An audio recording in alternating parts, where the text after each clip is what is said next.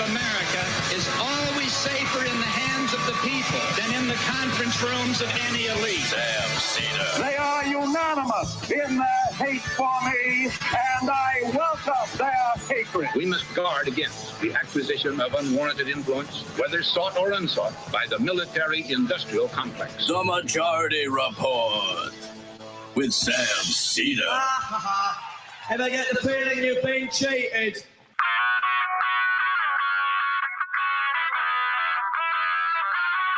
It is Tuesday, March 8th, 2022. My name is Emma Vigeland, in for Sam Seder. Yes, I know it's a Tuesday. I'll explain in a second. And this is the 5-time award-winning Majority Report. We are broadcasting live steps from the industrially ravaged Gowanus Canal in the heartland of America, downtown Brooklyn, USA. On the program today, Andrew Ross, professor of social and cultural analysis at NYU and author of Sunbelt Blues, The Failure of American Housing. Meanwhile, Russia has resorted to more indiscriminate shelling in civilian areas of Ukraine, as tens of thousands of Ukrainians begin to face severe food, water, and power shortages. The UN now says that 1.7 million Ukrainians, half of them children, are now refugees. Biden has announced a ban on imports of oil and natural gas from Russia. This comes as gas prices have already hit a record high of $4.173. I don't know how to say that in cents on average. And Congress hopefully nears the end of its omnibus package negotiations. But Mitch McConnell is reportedly, quote, forcefully opposing waivers for universal free lunches in schools in that package. What a guy. The Senate has passed the Emmett Till Anti-Lynching Act by unanimous consent, making lynching a federal hate crime, and it is headed to Biden's desk. A reminder that 3 Republicans in the House voted against it: Thomas Massie of Kentucky, Chip Roy of Texas, and Andrew Clyde of Georgia. The Supreme Court has delivered a blow to Republicans in North Carolina and Pennsylvania, nixing their efforts to block state court-ordered redistricting, which helps Democrats and likely gives them an additional House seat in North Carolina next year. Minneapolis teachers have gone on strike for more resources and higher salaries. Solidarity with the Minneapolis teachers. And lastly, a study in the scientific journal Nature has found that COVID infections in people ages 51 to 81 may cause a loss of gray matter and tissue damage in the brain, which might help explain some of the long COVID symptoms. Very scary stuff. All this and more on today's program. Welcome to the show, ladies and gentlemen. Yes, it's surprising to see me today solo, is it not? That's usually a Thursday thing. Well, I leave for vacation on Wednesday. I'm going skiing with some extended family. I don't know how relaxing it's going to be. But we'll see. We'll see how it goes. But it'll, I mean, I don't know. I'm anticipating this vacation, not like excited about it, but I think I'll love it once I'm done with it. But yeah, so I won't be here starting Wednesday. I'll be back next Tuesday. And this is why I will be hosting solo. So we switch the days. Sam will be with you on Thursday. You might get some Sam action with Brandon and Binder, which will be very interesting. That's not usually a trio that we see. So look forward to that. But first, I wanted to highlight this before we get into a conversation about, you know, what's the top news story, Russia, Ukraine. I mentioned this in headlines. Mitch McConnell is evil. He's an evil person who serves wealthy and his wealthy donors and corporations. That's not news to anybody, but the depth of his cravenness, I think, is important to point out. So as the omnibus spending package is being finely tuned, and hopefully they come to some agreement at the end of the day, they should, it's around $1.5 trillion of government budgeting that they're negotiating, and McConnell wants to shave off this bloated pandemic program that clearly must benefit nobody, right? Well, nope. Federal waivers that have given U.S. schools the flexibility to offer universal free lunches throughout the pandemic are at risk of ending as Senate Republicans led by Mitch McConnell stonewall a proposed extension of the relief measures, potentially depriving millions of children of no-cost meals in the coming months. Politico reported that McConnell, the Senate Minority Leader, is forcefully opposing a provision to extend the federal school lunch waivers as a part of an omnibus government funding package that Congress must pass by midnight Friday to avert a shutdown. The U.S. Department of Agriculture has estimated that the average school district will face a 40% cut in federal reimbursements for meals if Congress allows the waivers, first approved in March 2020 and extended thereafter, to lapse. The USDA's authority to extend the school meal waivers further is currently set to expire at the end of June. Can go down a little bit, Bradley. Research shows that the school meal waivers, in concert with other federal relief programs, have helped alleviate costs for low-income families during the pandemic and reduce hunger among poor children, a widespread problem in the U.S. And this comes as you can go down a little bit there, the Feeding America report, right there, actually. This comes as, of course, the child tax credit also has expired and has made conditions for poorer families and poorer children in this country much worse. This would make it even worse than that. According to Feeding America, a relief organization that's imploring Congress to extend the school meal waivers, 13 million children across the nation were at risk of facing food insecurity in 2021. Advocates fear that hunger is set to rise sharply in 2022 due to Congress's failure to pass an extension of a separate federal program, the boosted child tax credit, as I mentioned. We're good there, Bradley, on the article. That's a double whammy because after the child tax credit expired because Build Back Better wasn't able to pass, child poverty increased by 41%. And now, because of Mitch McConnell, we could potentially not have any more free lunches in schools throughout the country due to the waivers that he's trying to block.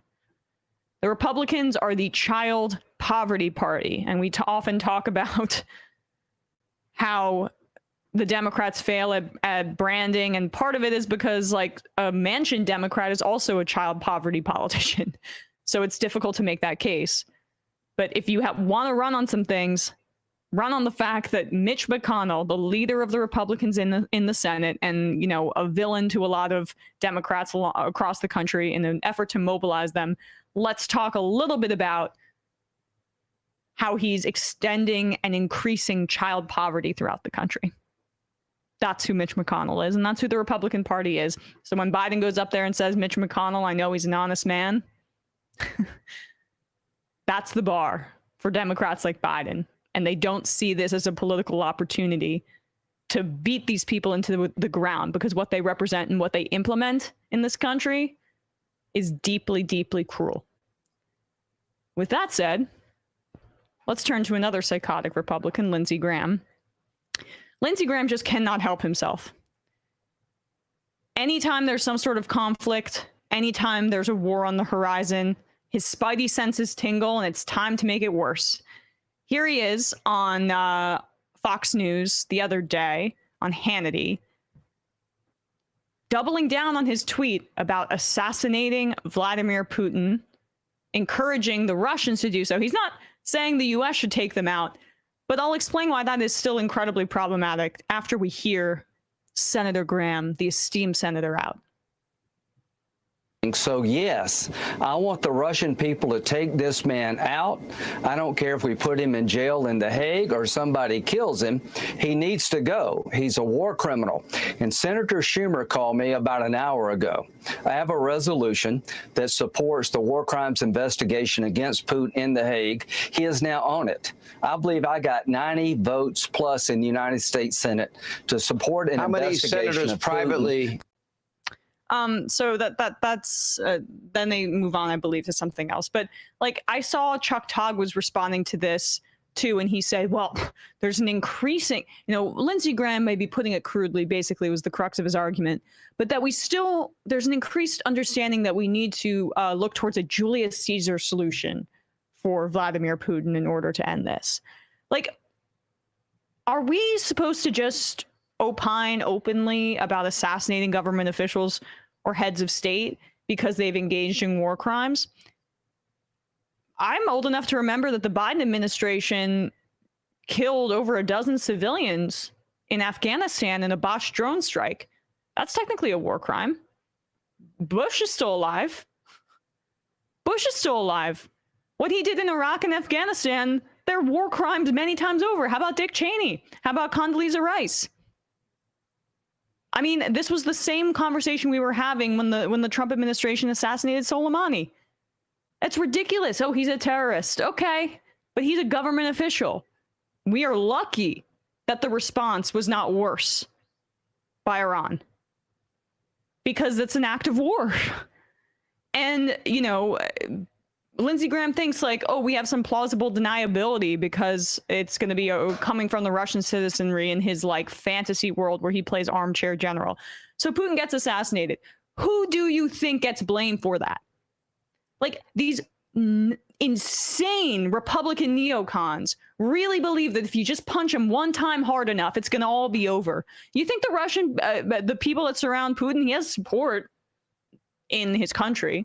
Do you think the citizenry is not going to like see that clip of Lindsey Graham, see the tweet out there and say, this is obvious. Of course the Americans are behind this in this fantasy world, again, that Lindsey Graham is talking about here. Of course, they have one of their senators, top vocal senators, saying, let's get him assassinated. Let's assassinate him. And then crazy people like Lindsey Graham think that that would just end the war. And in reality, if someone was to take out Putin, I don't doubt that he would probably, or she would have some assurances covertly from the United States or from some intelligence agency in another country that they'd have some protection, because that's really difficult to do. So it's just like so dangerous to keep talking about things in this way. I think the Biden administration's response has been good. Not escalating, not entertaining a no-fly zone, sanctions, etc. I mean, and again, it is, I am deeply concerned about how the sanctions are being offloaded onto the Russian people. I understand that.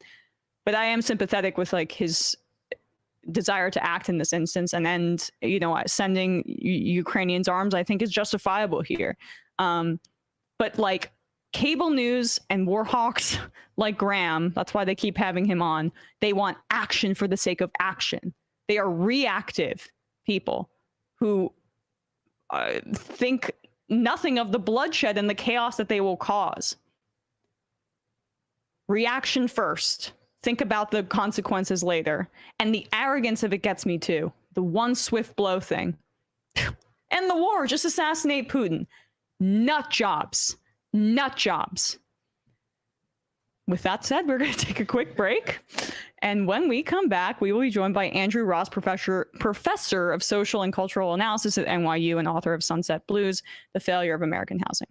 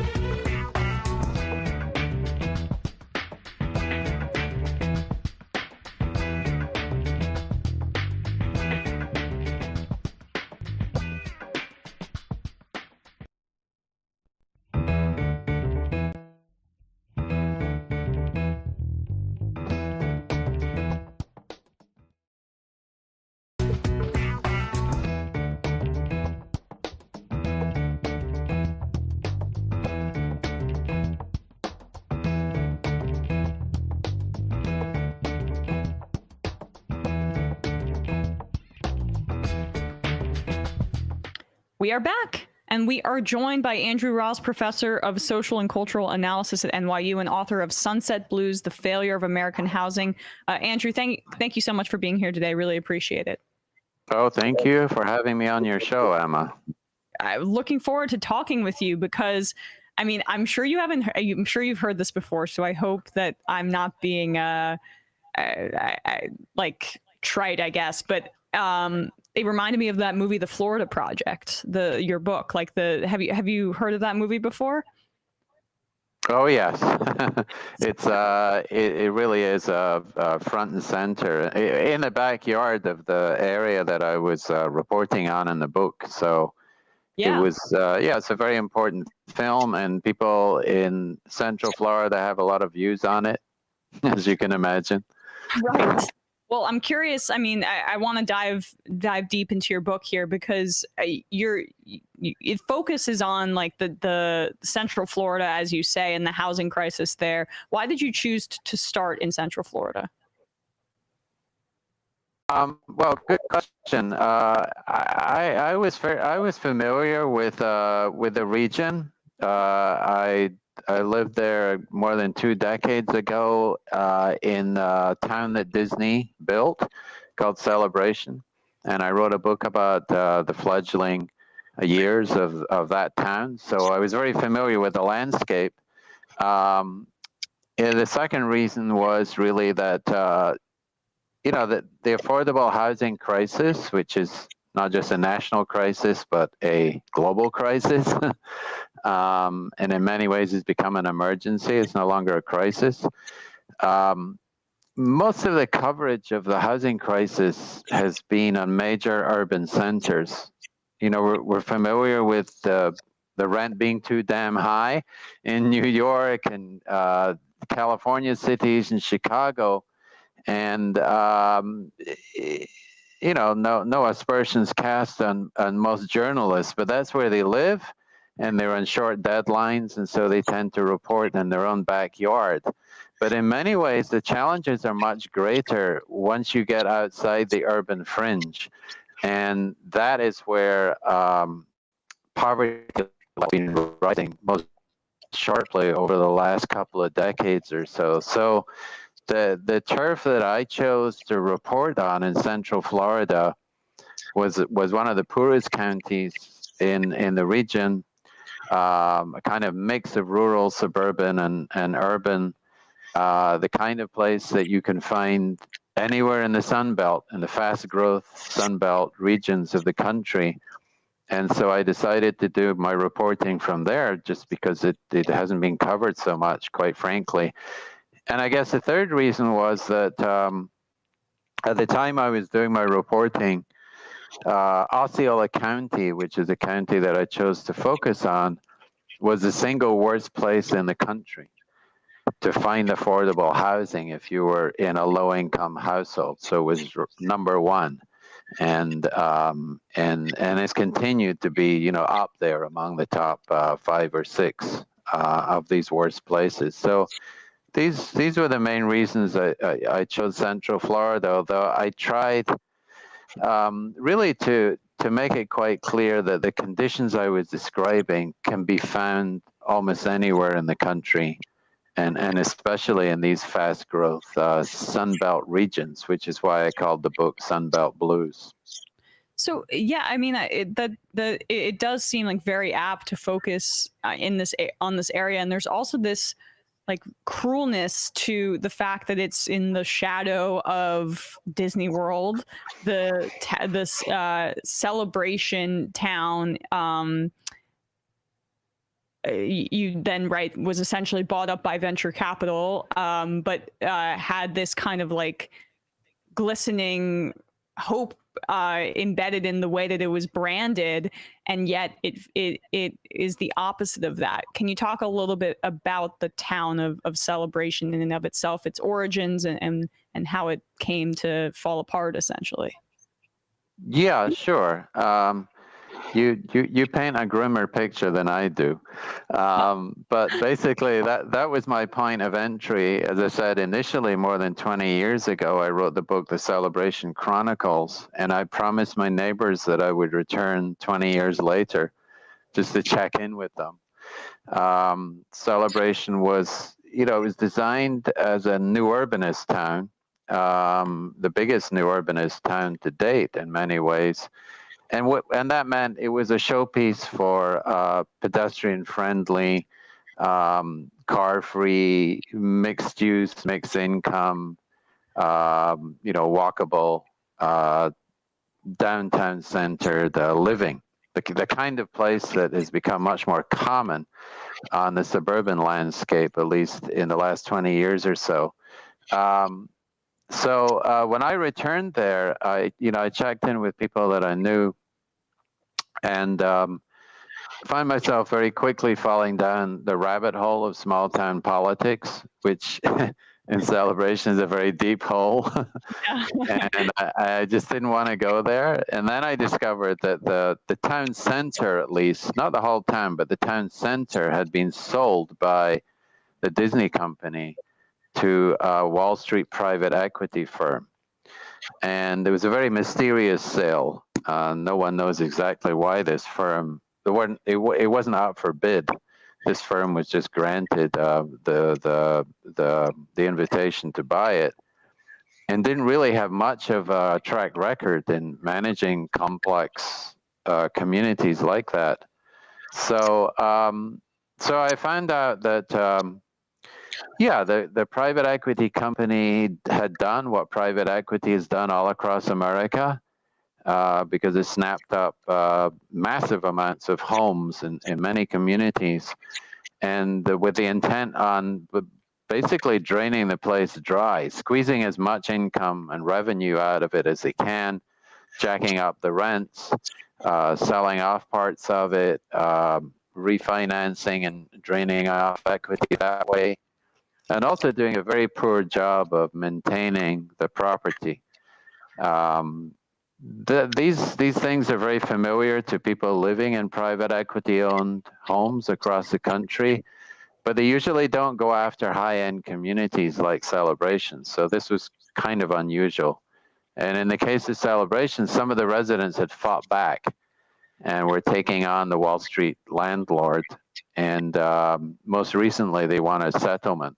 So I decided to tell their story and got to know, the details and the characters and the personalities involved. And so that's basically the story that I tell about Celebration in the book in one chapter. Yeah, I'm wondering if you could expand on the role of private equity, because I'm going to break a rule, or like prove you right a little bit earlier in terms of what you said about, like, I live in Brooklyn, and so my focus is a little bit on like rent and things like that. But I just earlier in the year, the Washington Post did this study on how investors, including mostly private equity, bought 1 in 7 homes close to it in the top metropolitan areas in the country, top 40 metropolitan areas in the country over just 1 year or something like that. I mean, this is an explosion in private equity buying up all these homes, not just in urban areas, as I mentioned, and as you talk about, but it's going to, I think this is previewing the next crisis that we might be seeing in terms of home ownership. Can you talk a little bit about what your research found with the role of private equity and how expansive it's become?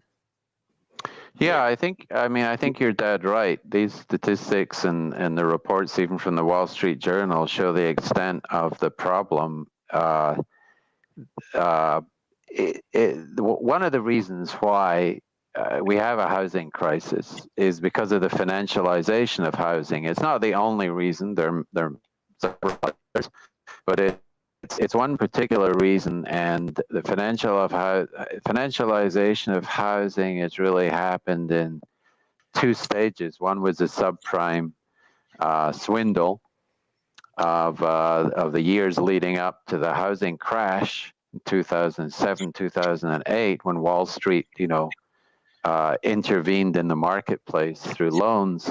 And then the second phase was when private equity firms jumped into the housing market by snapping up hundreds of thousands of foreclosed homes in the wake of the crash and then renting them out.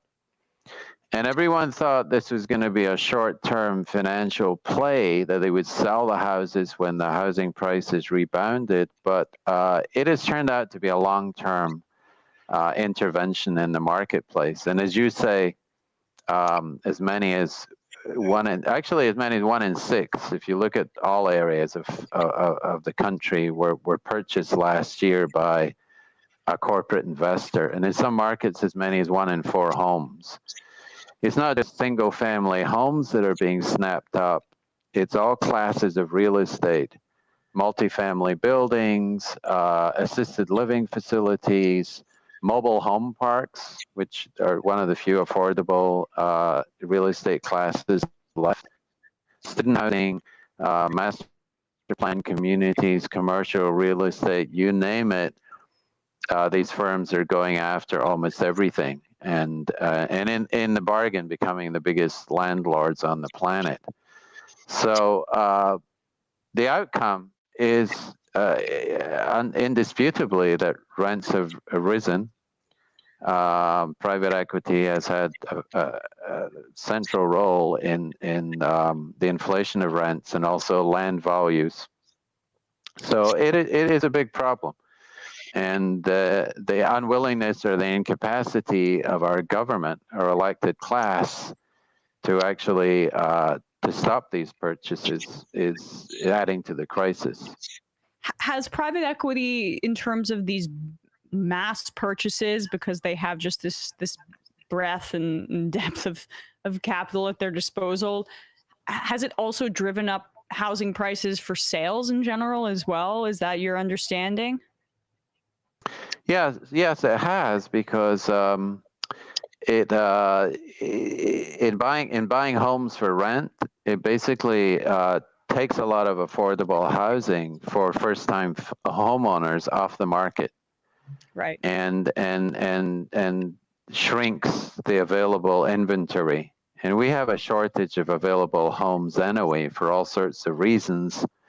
That have to do with the construction industry and restrictive zoning and land price inflation and so on and so forth. So yes, it certainly does have that impact.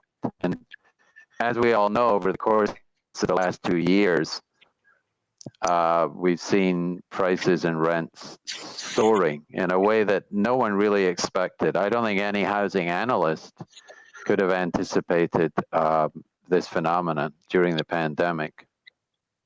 So then let's turn back to Central Florida. And I mean, you did reporting on the ground there for 3 years. Is that accurate in terms of seeing? So you basically embedded yourself with people who work, have incomes, but are essentially homeless, either living in motels or encampments because they've been priced out of housing. Talk a little bit about, 30,000-foot view, your experience there, and then we can dive into some of the more specific stories of people that you met and talked to. Yeah, sure, Emma.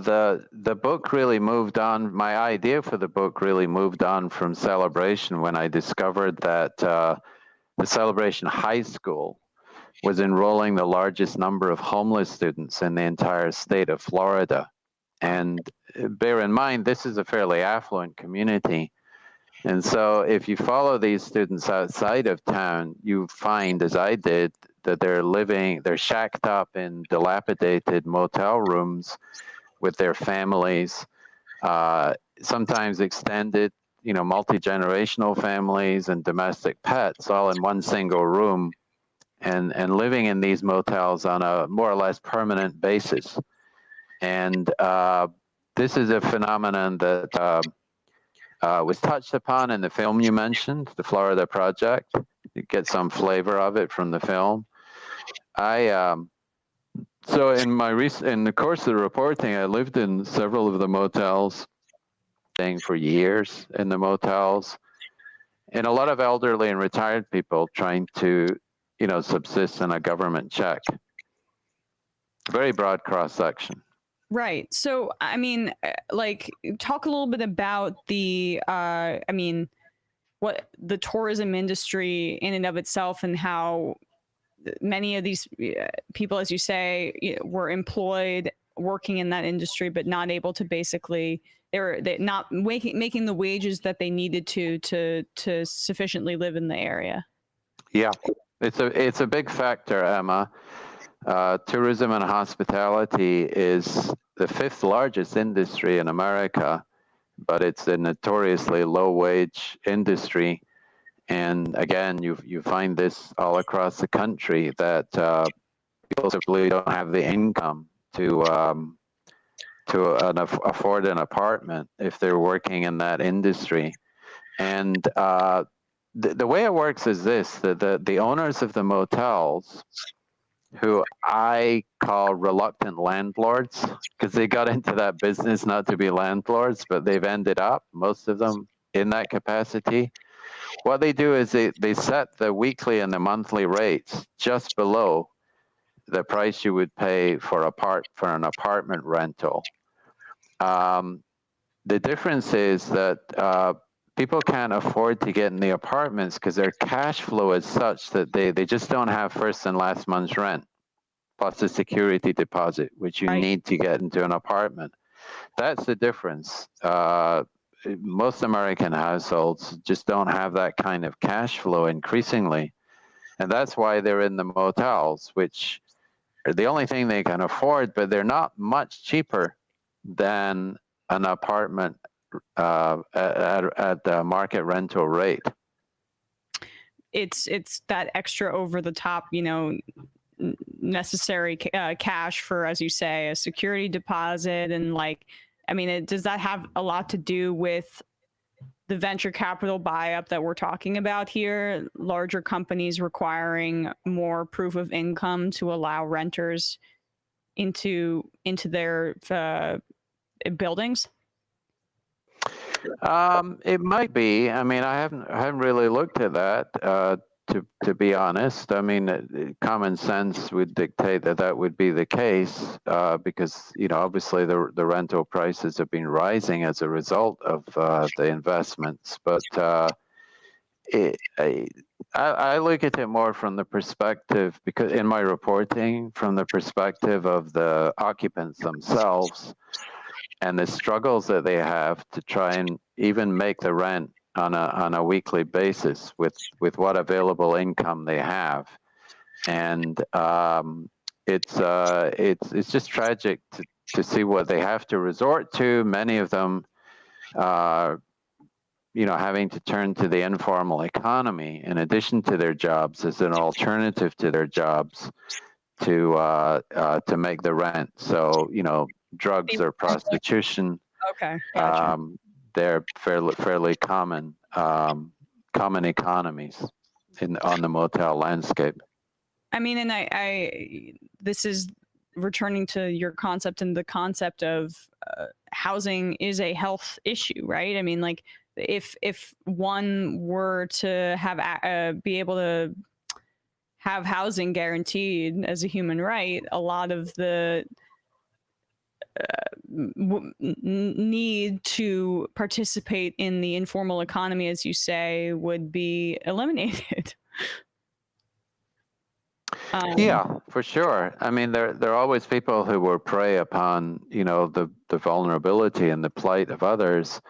And there's certainly, there's hustlers who appear in my book who do that. They would be the first to acknowledge that they do that. But yeah, it's a precarious and risky livelihood. So it's not a very viable alternative or supplement for most people. The real problem is the income shortage, and we could talk about all of the reasons for the housing crisis, but the simplest way of putting it is that people simply don't have enough income to afford a roof over their heads. And the gap, the wage housing gap is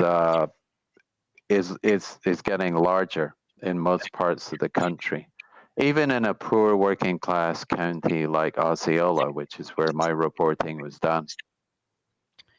So talk a little bit about, I mean, there were so many different people that you highlighted, including I saw a family that fled Puerto Rico due to the hurricane, living in the motels, but you also highlight people living outside in encampments as well, right? And the communities that they build there. What did you find on the ground in your reporting of those encampments? Well, if you're unfortunate enough to be evicted from your motel room, then which can happen easily enough, your next neighbors are quite likely to be possums and alligators, because you'll be living in the woods in tent encampments just off the strip. And again, this is not just a phenomenon of Central Florida. This really are the invisible homeless populations that you can find all across America. As I said, media coverage has tended to focus on urban tent encampments. We're familiar with Skid Row in Los Angeles and in Seattle and other West Coast cities.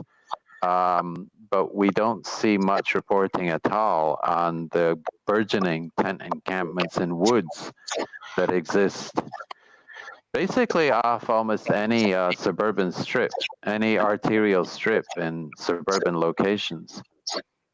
So I spent a good bit of time visiting the tent encampments, and again, I found quite a broad cross spectrum of people living in the woods. A lot of folks who were permanently employed, some of them in day labor, others because of mental health challenges were unable to work. But they were all involved in some sense in the economy.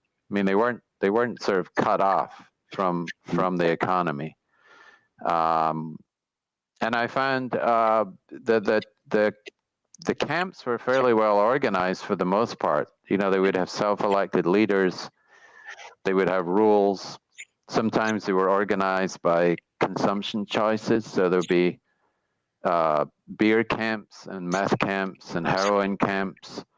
And then, people who wanted their privacy, so they would live outside of the camps in their tent compounds, some of them very well set up. And so there are various occupants of the camps that feature in my book. I wanted to talk a little bit about, and you highlight this as well, home ownership in general, but in particularly how different segments of the population have been affected by falling home ownership levels. Black home ownership is lower than it was in terms of just the proportion of home ownership since before the Fair Housing Act of 1968. I mean, that is a stunning figure, but home ownership is down across the board. I've been told that my generation should just buy a little bit less avocado toast, and that would solve everything. Obviously, that's not the case. Talk about that trend if you could. Yeah, it's a very important trend because ideologically speaking, the American doctrine of home ownership is sort of associated with building wealth, being the foundation of American family life, and so on and so forth. Home ownership is promoted very vigorously by the state since the 1920s, really, by Hoover. Hoover started it when he was Secretary of Commerce, and especially the ideology of the single-family home. And so I think that the degree to which a lot of economic life it revolves around this idea that you will you become a single-family homeowner, and you will generate wealth that way through resale value. It became a very important part of the economy after wages stagnated in the 1970s. That seems to be eroding very rapidly. And ever since the housing crash, we've really seen the numbers unevenly, but the numbers really receding. And the rise of rentership, quite a marked development. So we're becoming a rentership society as opposed to a homeownership society. And I really don't see any reversal of that trend in the years to come. A large part of it has to do with student debt. You know, we have 2 or 3 generations now of college-educated households that are heavily burdened by student debt, and that's a major obstacle to home ownership, just getting into the housing market. But of course, there are other reasons we've already discussed that have to do with the soaring housing prices. It's very good news if you happen to own a house, but it's catastrophic for almost everyone else, quite frankly. Yeah, and I'm curious what your position is on. I mean, you mentioned when wages stagnated in the 1970s, and then of course it got exacerbated by, frankly, free trade deals and offshoring of a lot of these jobs, hollowing out of the middle class, and thus a bastion of home ownership as like a staple of middle class society and life. That becomes increasingly difficult to achieve, of course. It does, and it's it's a generational problem in particular, because we have many people in my age cohort who were able to enter the housing market much more easily, just as people my age were able to enter colleges much more cheaply. So there is a lot of generational inequality there.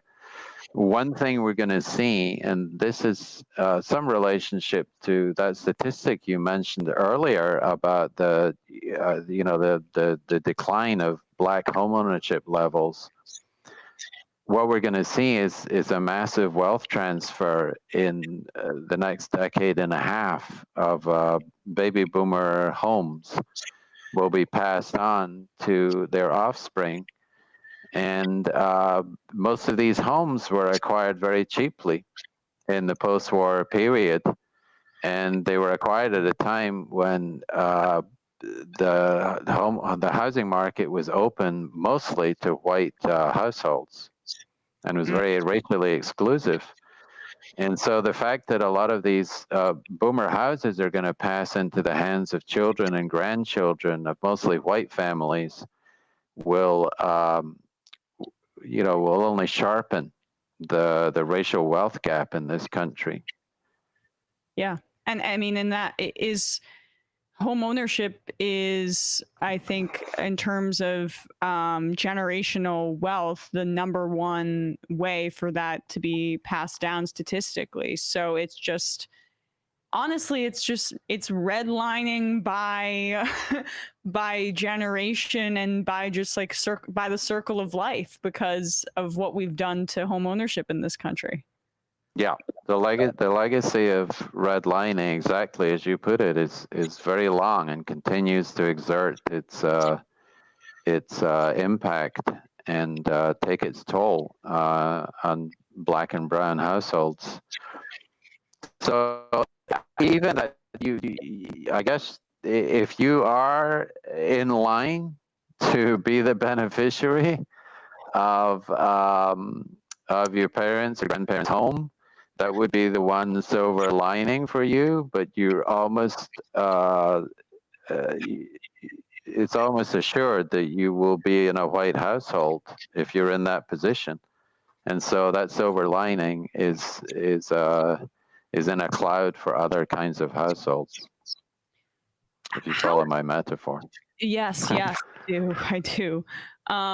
How did the pandemic affect this crisis and your reporting on this? Well, at least a year or so, the pandemic overlapped with my reporting, and so I was able to get a sense of the impact, especially of people living in the motels.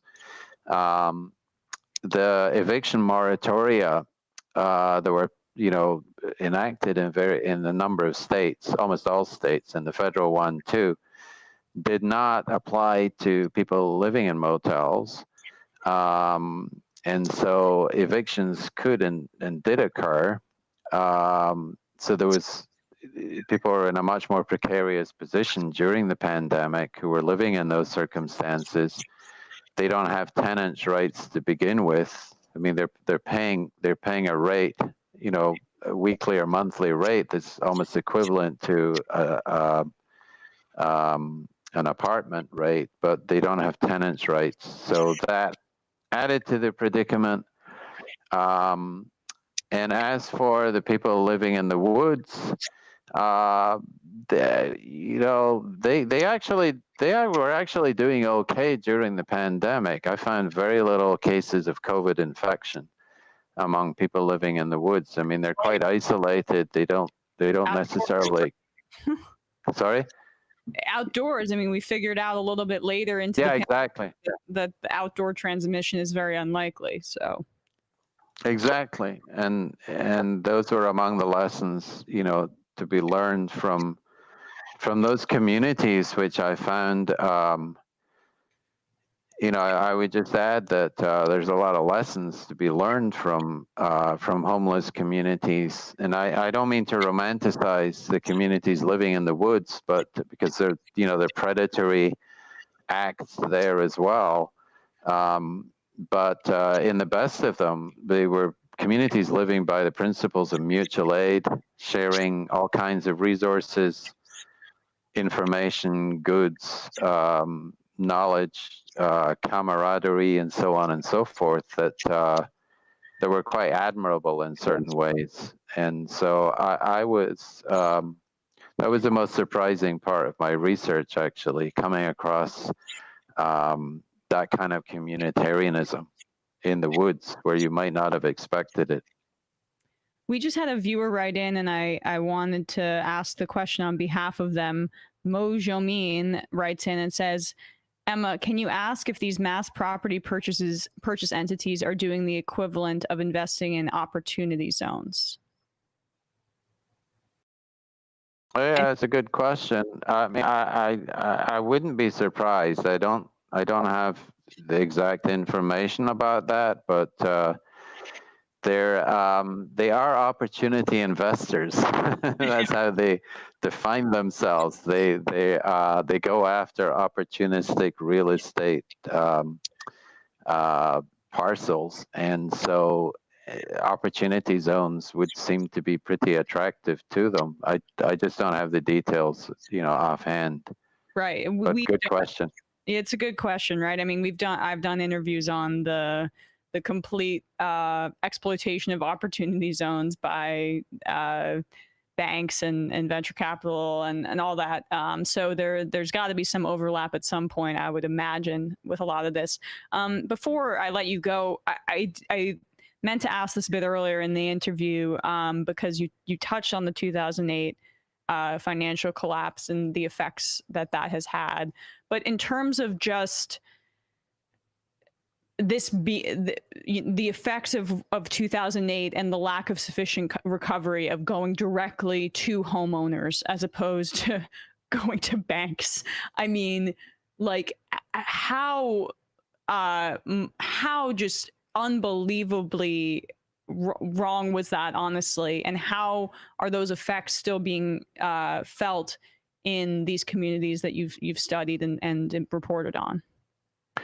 I definitely think, you can see the long arc, not that it's that long, but, more than a decade, you can see the legacy and its severe impacts.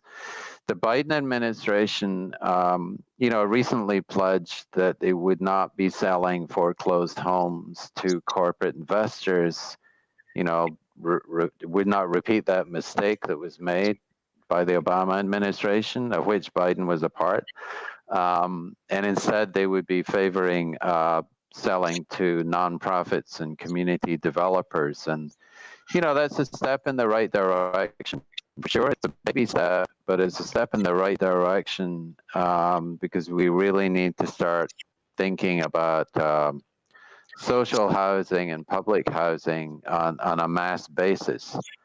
It's really time to stop pretending that private market delivery of housing is going to produce affordable housing. It hasn't done. It probably cannot ever do that. And that model, which has been the favored model for the last 3 or 4 decades, has chronically failed. So we need to stop thinking about the housing crisis or solutions to the housing crisis in terms of, providing a little more sugar to developers to jump into the affordable housing game. That's just not going to work. Yeah. And we really need to start thinking about reviving public housing programs and a full spectrum of social housing, which is a term that, doesn't have a lot of currency yet in the US, but includes home ownership options that are not exposed to the marketplace. Basically, homes that have been taken out of the marketplace and made available through community land trusts or limited equity cooperatives or other models of non-market housing. I am forgetting the number off. I was just trying to look it up, but there's some. I don't think that there's been an increase in public housing funding from the federal government, or at least a significant one, since the pre-Reagan era. Is my understanding, and again, this is a hazy recollection, but the idea that,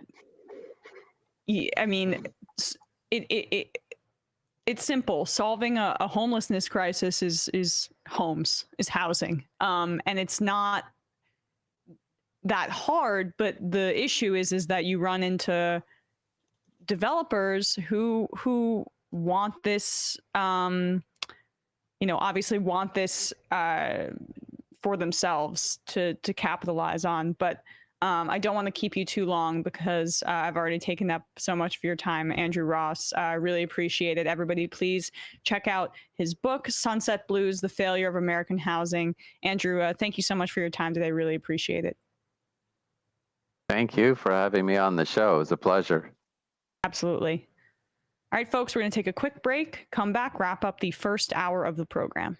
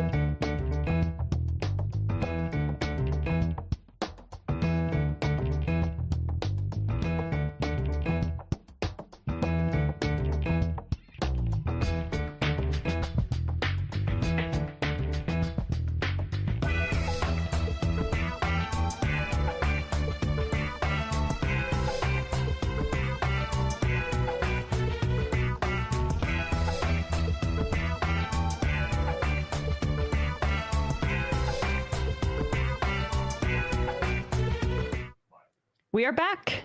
I just want to read some IMs that when people were writing in about this interview, because I thought that was really great. Housing I've talked with my dear friend Anna Kasparian about this a lot. It's important to talk about because the idea that the federal government there is not a greater push, even from progressives, frankly, for more affordable subsidized housing, public housing by the government, that needs to be more at the forefront of people's minds. Ryan in Los Angeles writes in, housing is a human right. No one should have to live in a tent by the side of the river or rail tracks as they do here in Long Beach, South LA County. The current system is untenable, and if it isn't changed, I fear there will be blood. It's totally untenable. But do we have Nomi right now? I see her. Okay. But for now, maybe we'll just bring her in after the fun half so we can set up, guys. We'll bring her in after we head into the fun half. Okay, perfect. For now, definitely check out the Nomi Key Show. In the fun half, she'll talk about it a little bit more, but we'll be taking your calls, 646-257-3920, reading your IMs, doing some clips. Gonna be a good time. See you in the fun half. 3 months from now, 6 months from now, 9 months from now. And I don't think it's going to be the same as it looks like in 6 months from now. And I don't know if it's necessarily going to be better 6 months from now than it is 3 months from now. But I think around 18 months out, we're going to look back and go like, wow. What? What is that going on? It's nuts. Wait a second. Hold on for a second. Emma, welcome to the program. Hey. Matt! What is up, everyone? Nomi Key. You did it. Let's go, Brandon. Let's go, Brandon. Bradley, you want to say hello? Sorry to disappoint everyone. I'm just a random guy. It's all the boys today. Fundamentally false. No, I'm sorry. Stop talking for a second and let me finish. Where is this coming from, dude? But dude, you want to smoke this 7A? Yes. Hi, me? Is it? Yes. Is this me? Is it me? It is you. Is this me? Hello? Is this me? I think it is you. Who is you? No sound. Every single freaking day. What's on your mind? Sports. We can discuss free markets and we can discuss capitalism. I'm gonna go throw up. Libertarians. They're so stupid, though. Common sense says, of course. Gobbledygook. We fucking nailed him. So what's 79 plus 21? Challenge met. I'm positively quivering. I believe 96, I want to say. 857-210-35 501 1/2 3/8 9/11, for instance. $3,400, $1,900. 654 $3 trillion sold. It's a zero-sum game. Actually, you're making me think less of it. But let me say this. Poop. Call it satire. Sam goes to satire. On top of it all, my favorite part about you is just like every day, all day, like everything you do. Without a doubt. Hey, buddy, we see you. All right, folks. It's just the week being weeded out, obviously. Yeah, sun's out, guns out. I don't know. But you should know. People just don't like to entertain ideas anymore. I have a question. Who cares? Our chat is enabled, folks. I love it. I do love that. Look, gotta jump. Gotta be quick. I gotta jump. I'm losing it, bro.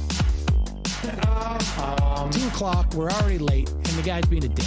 So screw him. Sent to a gulag? Outrageous. Like, what is wrong with you? Love you. Bye. Love you. Bye-bye.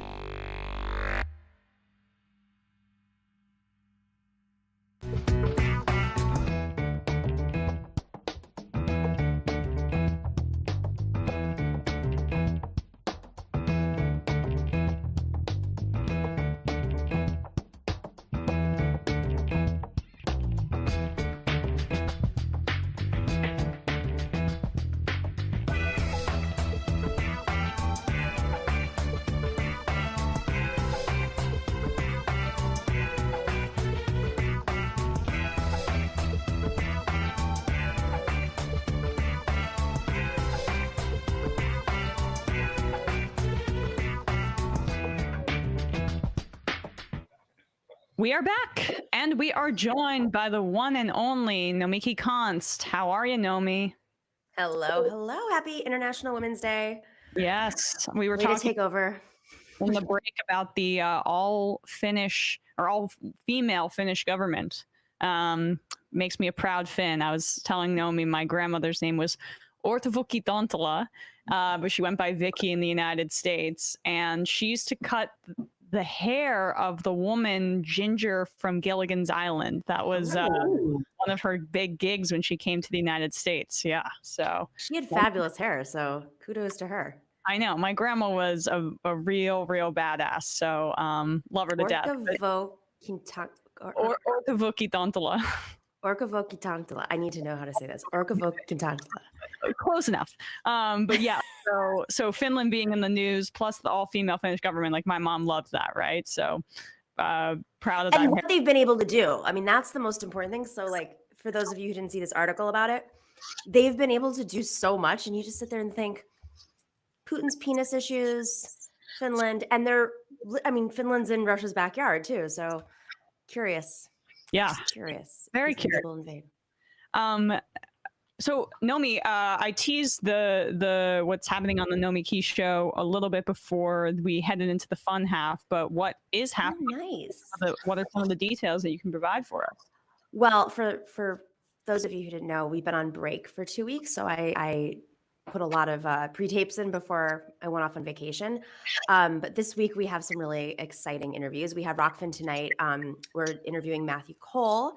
And then this week, who else do we have on? We have Ben Dixon on Wednesdays. Every Wednesday we do Solidarity Wednesdays, where we talk about how to be good allies. And sometimes we'll bring in other folks from different communities and discuss how we all can be good allies with those communities.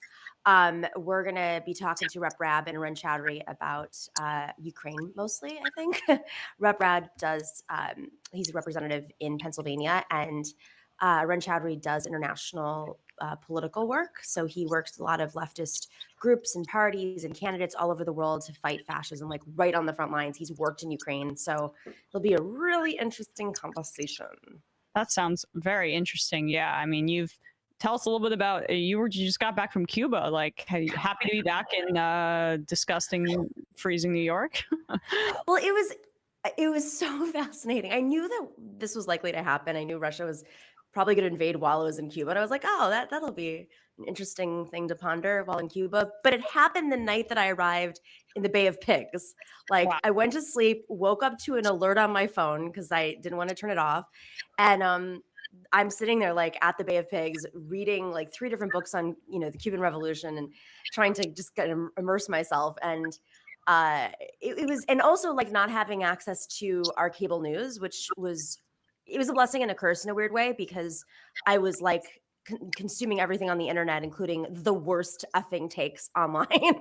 Yeah. So I was getting a lot of anxiety and seeing pieces of footage. And I mean, it was a great trip regardless. If you have the opportunity to go, it's a lot. You need to be prepared and do your research, which gratefully we did. But it's a very tough time in Cuba. The economy's almost as bad as it was after the USSR fell, mainly because of Trump and extra sanctions and COVID, of course. Yeah. Right. So it's rough. I mean, folks have difficulty getting coffee. I had difficulty getting coffee when I, got outside of Havana. It was a lot more rough than I think folks are aware of. So, well, especially as an American, Biden should probably consider maybe taking a hint from Obama and reversing some of those Trump era policies and making sure that our relationship with Cuba is not the way it is right now. But he doesn't seem really interested in doing my that. sense is he actually might be. He did the day that I left, he opened up a visa travel. So I think they've been really concerned, obviously, with the reelection. And I don't know what's going on in Biden's, brain, and the administration is just completely they're just thinking tactically. But my guess is they think this war is going to be good for them, unfortunately. And now they can do some things that they were going to probably wait to do after the election. Maybe there'll be like an 11th hour thing as a lame duck situation. Yeah. But for now, let's just read some IMs. I did an interview on housing that some people have some thoughts on. Just want to read some of this. Blub. While I agree housing is a human right, what's to say we get social housing in mass that we could even get all the homeless population into those homes? A large portion of these people suffer from mental illness, self-medicating with what is available on the streets. If they can meet the requirements to get housing, how many of these people would trust the state in providing a good like this? They're so used to this lifestyle, they consider freedom. It makes it more complicated than we are willing to think about, a bit idealistic. I'm not saying that if we guarantee housing, it's going to solve drug addiction or homelessness even. I don't know if we could do it at the scale. This is such a theoretical, far out proposition that you're talking about. I also don't think that that's a very appropriate thing to say, that they're used to lifestyle they consider freedom. That's pretty condescending towards people who are houseless. Harm reduction is a very effective way to help with the homelessness crisis. It's also a very helpful way to help with addiction. It's really what I meant to say. That's why clean needle programs work, but that's also why housing works, because when you're able to have a house, you are in a less precarious position, which may cause mental health to deteriorate, and also for those numbing agents like, say, heroin or something to seem like a better alternative. So I disagree with a lot of that. And I think that a lot of NIMBYs are reacting to what's in front of them and don't understand that the majority of those who are unhoused are, and I'm not saying that there aren't mental health issues as we're seeing, and it's being exacerbated by all of the effects of COVID and income inequality and our lack of healthcare, et cetera, but the majority of those who are unhoused are single mothers, and they're people who are working. I mean, we talk about homelessness as if they're pariahs in society, when the reality is you've probably run into, spoken to, know many unhoused people or who have been unhoused while they're working, because obviously wages are extremely low. And we talked about that in the interview. Yeah, that was that was the focus, right? Yeah. So no, I didn't mean to cut you off. Keep going. No, that's it. I didn't. Now you know the secret. I didn't see the interview. Not every day. Sometimes I go back and watch it. The A Square, Emma, housing, sadly, another grim reality. I did not hear guests mention that another issue is boomers have to legally transfer their home. He just mentioned it at the end, so this might have been before. Home asset to kids way before they get close to assisted living / nursing. Otherwise, they would not qualify for Medicaid, which pays nursing home. Like I said yesterday, boomers, we millennials, weigh and leave you so many problems to deal with, including how to take care of boomers. I guess he didn't mention this directly, but he did talk about how boomers, there's going to be a wave of boomers passing away, passing homes onto their children, and that's going to increase the racial divide in home ownership, because at the time these homes were purchased relatively cheaply, it was disproportionately white in the first place. Chris from Taiwan, Emma, you are really good at this. Oh, thank you. Thank you so much. Thank you. Let's take a quick call. Calling from a 605 number. Who's this? Where are you calling from? This is me. This is you. Hey, this is the Disco Stew calling from Minnesota. The what from Minnesota? The who? Say what? The who from Minnesota? The Disco Stew. The Disco Stew. Okay. Yeah. So one that first IM was turbo cringe. We shouldn't assume those things about the houseless population. But I had a question. I saw something come up with conservatives starting a Spanish language national radio campaign. It seems to me that's a big issue.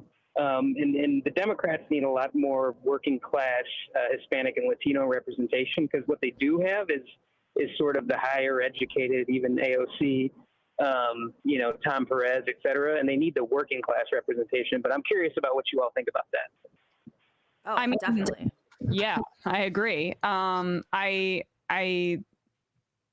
hope that there are more candidates like that. I hesitate to speak on Jessica Cisneros' background, but I believe she came from a working class background. I don't want to assume anything. I'm just again, lots of vague recollections just like bouncing around up in this brain. Oh, I guess she did go to college and stuff like that, but she's a lawyer. Okay, then I totally made that up. I'm thinking of someone else. But or maybe her parents did or something like that. But yeah, I totally agree with that. And I think I didn't even realize that conservatives are developing that. That's very disturbing.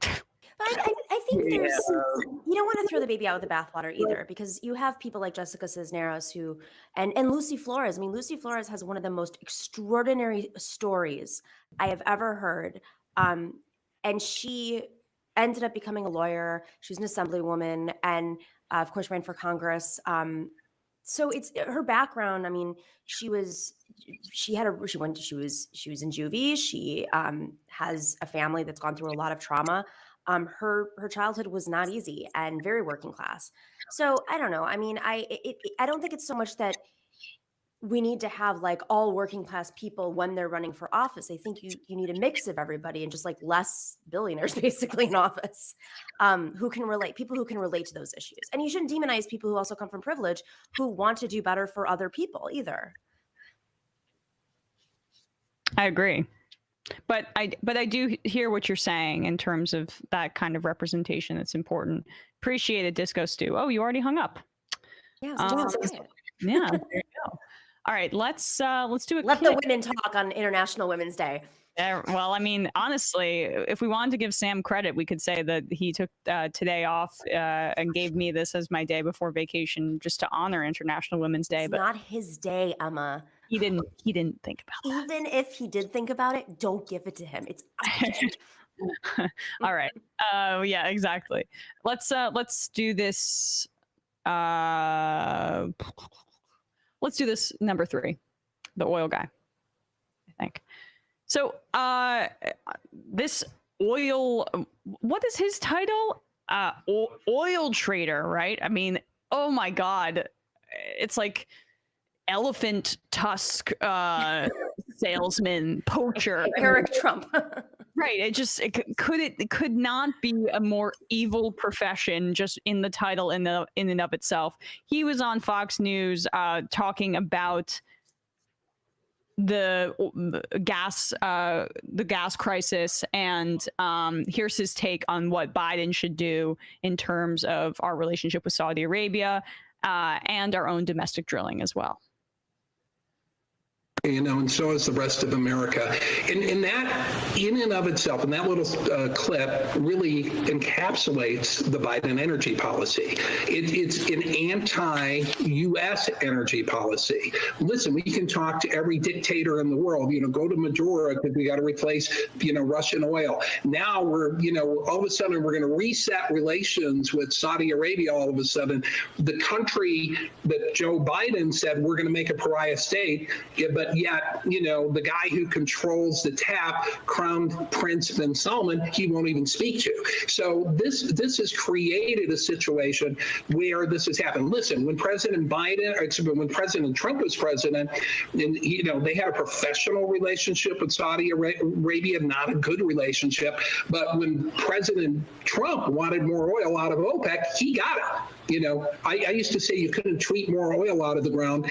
Darn it, Trump could. He would use the United States pressure to raise production. So far, Saudi Arabia has ignored the Biden administration. That's one of the reasons we have a gap in global supply, and they're controlling prices in the American economy right now because of bad energy policy. Well, so all right, 2 observations here. They keep showing that same gas station in California, which has the highest gas prices in the country. Just pointing that out. I have a moment about that. I know that gas station. When I lived in Los Angeles, that gas station was so famous for being like $2 more than the rest of the gas stations. It made no sense. We'd be like, why? It's right across the street from the back.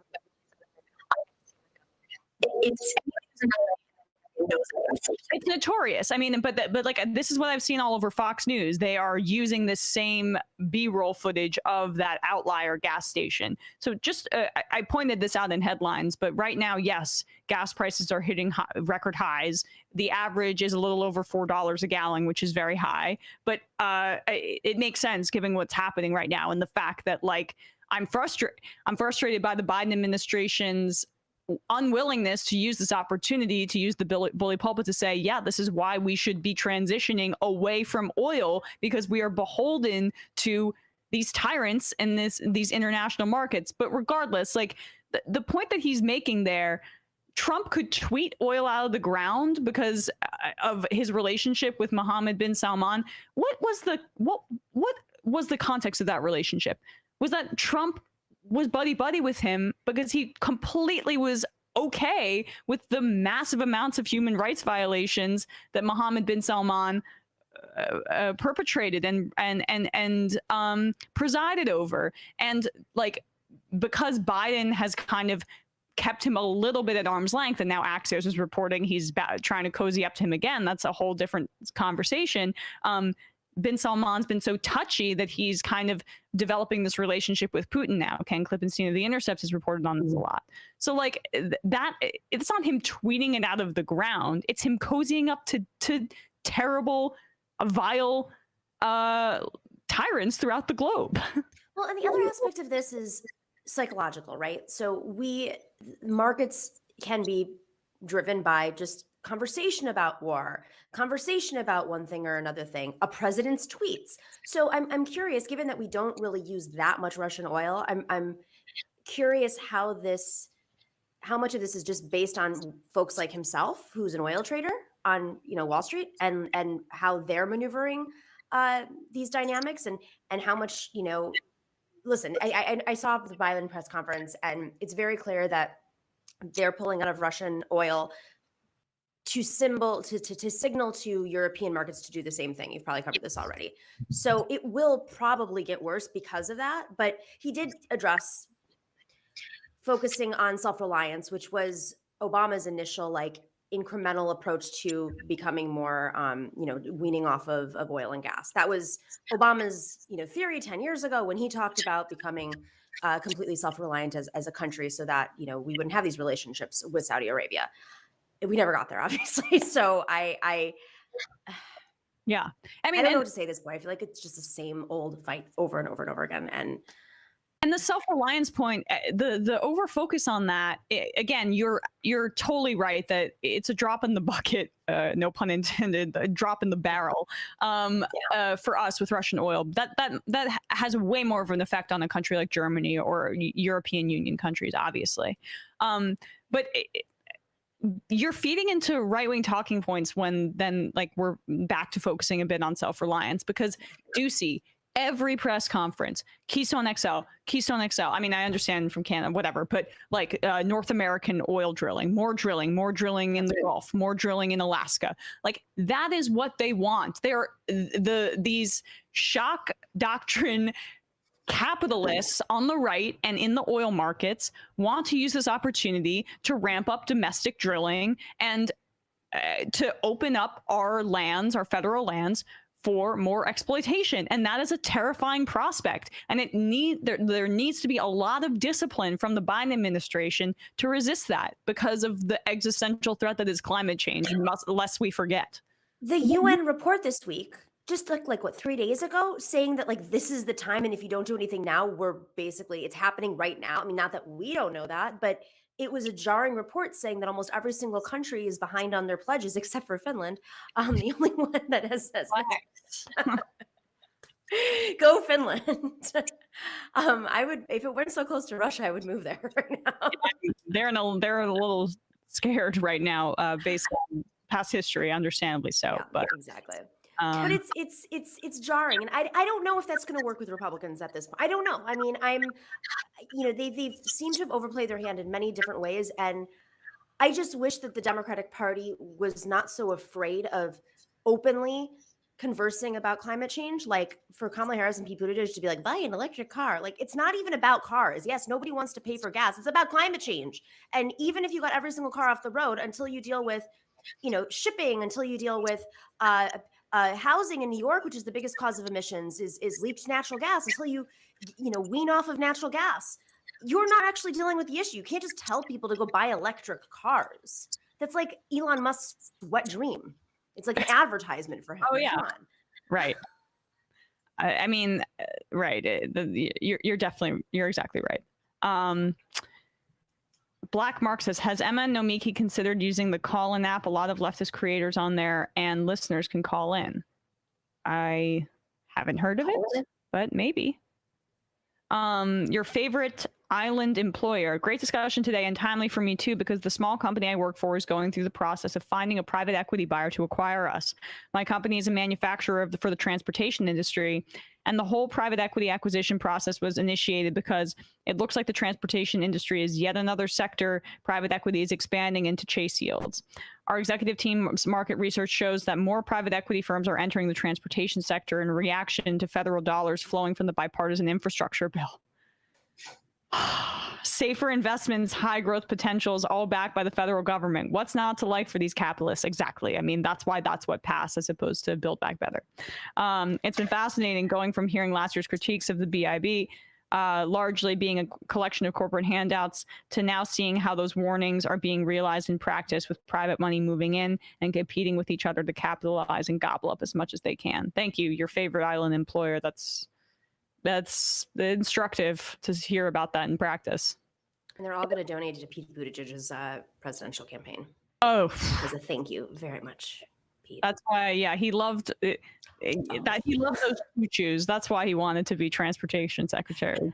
I have to say one thing. I did meet somebody in Cuba. I almost lost my mind. It was at the Revolution Cafe that I went to in Santa Clara, where it's just like all this revolutionary art and it's like CAF museum, and the bartender was like super cool, and then he's like, yo, I really like that guy Pete Buttigieg. I was like, no, not here. Like, shut up, we can't escape him. I'm like, no, not the one. Custodial artist. When I read the title Oil Trader, I was thinking of how that sounds something like out of Captain Planet. Then the clip played and I didn't watch it, and I would have believed you pulled it from an episode of Captain Planet. Left is best. Glenn Greenwalt. I work with the Skid Row population in LA, and many people choose not to stay in shelters. There are many empty beds in LA every night. Well, but the point is, a lot of people don't like staying in shelters because they have to pack up all their stuff sometimes and move out the next day and come back. There are other logistical obstacles. Nomiki is right. They're safe, right? Exactly. There's safety issues, as you say. Nomiki is right that there are a lot of women and children, but the population generally seeks services. We never address the issue of those who simply don't. And yes, mental health is an issue, but you can't force people to get care either. It's a struggle to maintain treatment when people don't want it.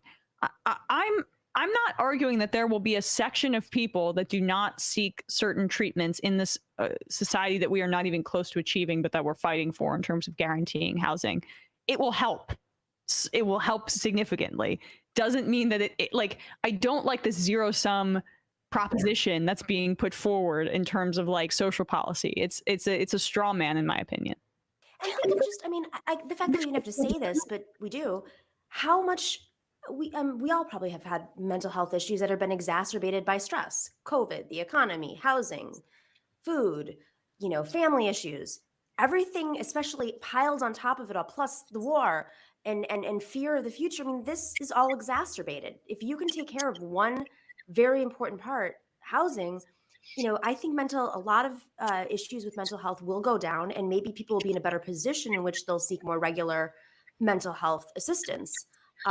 So that mental health assistance in this country for the most part too. Like, I mean, shelters are also not homes. It's different.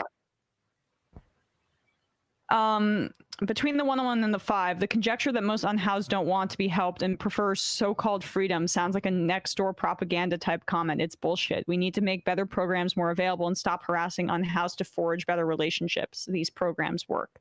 Yes. You can also look internationally for examples if you would so choose to. All right, let's take another call. Calling from a 304 number. Who's this? Where are you calling from? Hey, one sec. Let me pop outside so I can take this. Yeah, you're a lot of feedback on your phone right now. Oh, one sec. Okay, sounds a little bit better. Can you hear me? I can hear you, yes. Can you hear me all right now? All right, fantastic. My name's Ren, and I'm calling from Oregon. I called in like last summer, and I don't expect anyone to remember me. But Yeah. I was just going to call in to talk about the situation in Texas and how they have basically given the Biden administration the middle finger and decided to roll forward anyway with their like family separation and criminalization policy. Okay. It's like basically, like people were kind of raising hell about this understandably. And Biden's response is, oh, we just need to get the Equality Act on my desk. That'll take care of things. And it's like kind of ridiculous because if he would take 5 fucking minutes to call Merrick Garland and have them pursue stuff against, like the Texas AG. We're talking about Ken Paxton and Greg Abbott's attempts or flirtation, at least, with criminalizing parents who seek gender affirming care for their children. Yeah. They're basically rolling forward with that and with subpoena and requesting documents from different parents and trying to move forward with this. And it's I feel like if this doesn't get shut down really hard, this is going to progress, and maybe at some point they will try to interfere with trans people's abilities to have custody over their own children and different. It's just the whole situation's a total mess. Yeah, it's terrifying. We tried to highlight this on the show earlier, that Texas Tribune piece, and I've just been sending it to family members and other people in my life, because it's honestly, I'm getting very impatient with people where every time this topic comes up, it's well, what about this track meet? What about this swim meet? And stuff it is so myopic to use these outlier examples when all this is about ensuring that trans kids in this country have a happy and healthy existence and are not marginalized and victimized by society. And it's really not that hard of a proposition to do that. And I'm sorry if the competitive integrity of the girls' track meet in 9th grade is not up to the standards of conservatives. And this isn't even about that. This isn't even about that. I had a hard enough time. I grew up in West Virginia. I had to get the fuck out of that state to be able to be physically safe and be in an environment where I could, do well at all. And it's not even about participation in sports. To be honest, I don't give a shit about that right now. This is about our ability to exist. This is about them singling us out from the earliest age they possibly can to incentivize people to treat us like shit and to cast us out to the fringes of society. And with this stuff with gender affirming care, part of it is to make Texas less hospitable to Democrats and, leftist voters and different shit like that, and to try to get there to be an exodus there. But part of it is that people are uncomfortable with the realization that there are more of us than they thought that there were. Yeah. And they want us to be visible. They do not want us to be able to blend in. They want us to be visible. They want us to stick out so that they can more easily discriminate against us. Yeah. Right. And they're all about parental rights. They're all about parental rights until a child. It's all about, yes, exactly. Right. It's all about parental rights until there's something that's actually going to be in the best interest of the child. I mean, this is why pride exists, right? The concept of pride and coming out and being so open is because they don't want that to happen. They don't want you to be visible. So every movement has had some form of this where you have to show your power and existence, because as you said, they want to make you blend in so that it's, or ostracize you. And the reality is that I just don't think this is I don't understand how they think this is going to be a strong long-term strategy for them, because the overwhelming majority of the public does not agree with them. Yeah, it's for me, I'm stealth. I have to blend in. I work at a super, super conservative workplace. My manager and half my coworkers are QAnon supporters, and they are fucking insane. Oh yeah, no, they say shit that makes the hair stand up on the back of my neck, to be honest. Oh my God. But it's yeah. Vaguely say what industry? Can you say what industry? I'm just curious. CNC. That's pretty typical with this industry. Okay. But in Portland? No, it's like no, I'm not in Portland. I won't say exactly where I am for my own personal best interest. But yeah, it's like just. And God, there's so much stuff with like even the anti-discrimination laws that apparently are on the books. Like, good luck getting that to be enforced, like, at all. You know, like, I don't know. With a lot of this shit, it's like you have no other option than to basically be in hiding for fear of your fucking life. It's like, it's ridiculous when you are like having to go through your day-to-day life and you are the antichrist of this person's political worldview. And you're surrounded by all of these people saying the most mask-off fucking things constantly, knowing that if they knew this one piece of information about you, you would not be safe. And that's how it is for so many people in this community.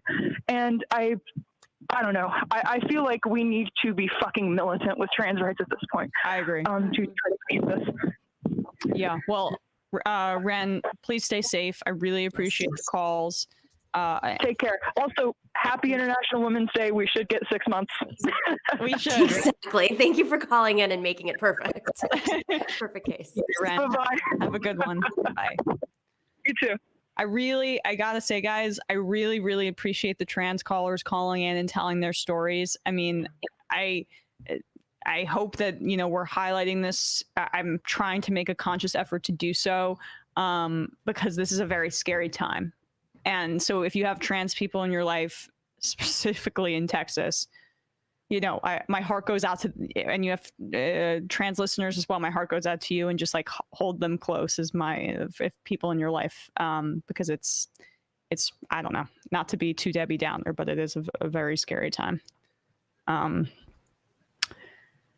right, shall we do a clip, Nomi? What are you feeling? Let's do a Clip. I could make a Real Housewives of New York reference right now, but Oh my God, have you been watching Love is Blind? Can we just talk about that now that Sam's not here? I finished Love is Blind, yes, but maybe that we shouldn't do spoilers in case people haven't finished it yet. There's no spoiler, but I learned something from another leftist host recently that I don't know if I should say it on air, but like it's so gossipy I can't. Okay, so I watched it. I got back from Cuba like really late at night, and then I basically watched the season that night and didn't sleep. Yeah. But one of the contestants who got married is a force the vote person, and their Twitter is all force the vote. It's Nick, right? Yes, you knew it. He followed. I think he follows you too. He's retweeted us. He wears a on one of the episodes you see him wearing a Free Assange bracelet. I thought he was a Rogan listener because there's this one moment where he was like a little, like his eyes got really intense when I just hope Danielle saves him. Oh my God. Oh my God. I knew I got a vibe, a weird vibe. It's a vibe. Oh and my Kyle is totally DSA, right? No, but if it's a force the vote thing, I mean, you're like a little weird. Oh my God, I can't wait to tell my boyfriend. He makes his own toothpaste, guys. Listen, that's cool, but like how militant he was about it. Like Danielle, that was the moment where I was like, she's leaving him. That's so good. There's one moment where she's like jealous, and he's like, "No, I wasn't talking to that girl about anything. I was talking about capitalism." I was like, "Oh yeah, right. That is." Oh my God. Wow, that really. But made I also think that Kyle, who dated the Christian right woman, oh my God, like talk about the person who's going to add the drama to the show.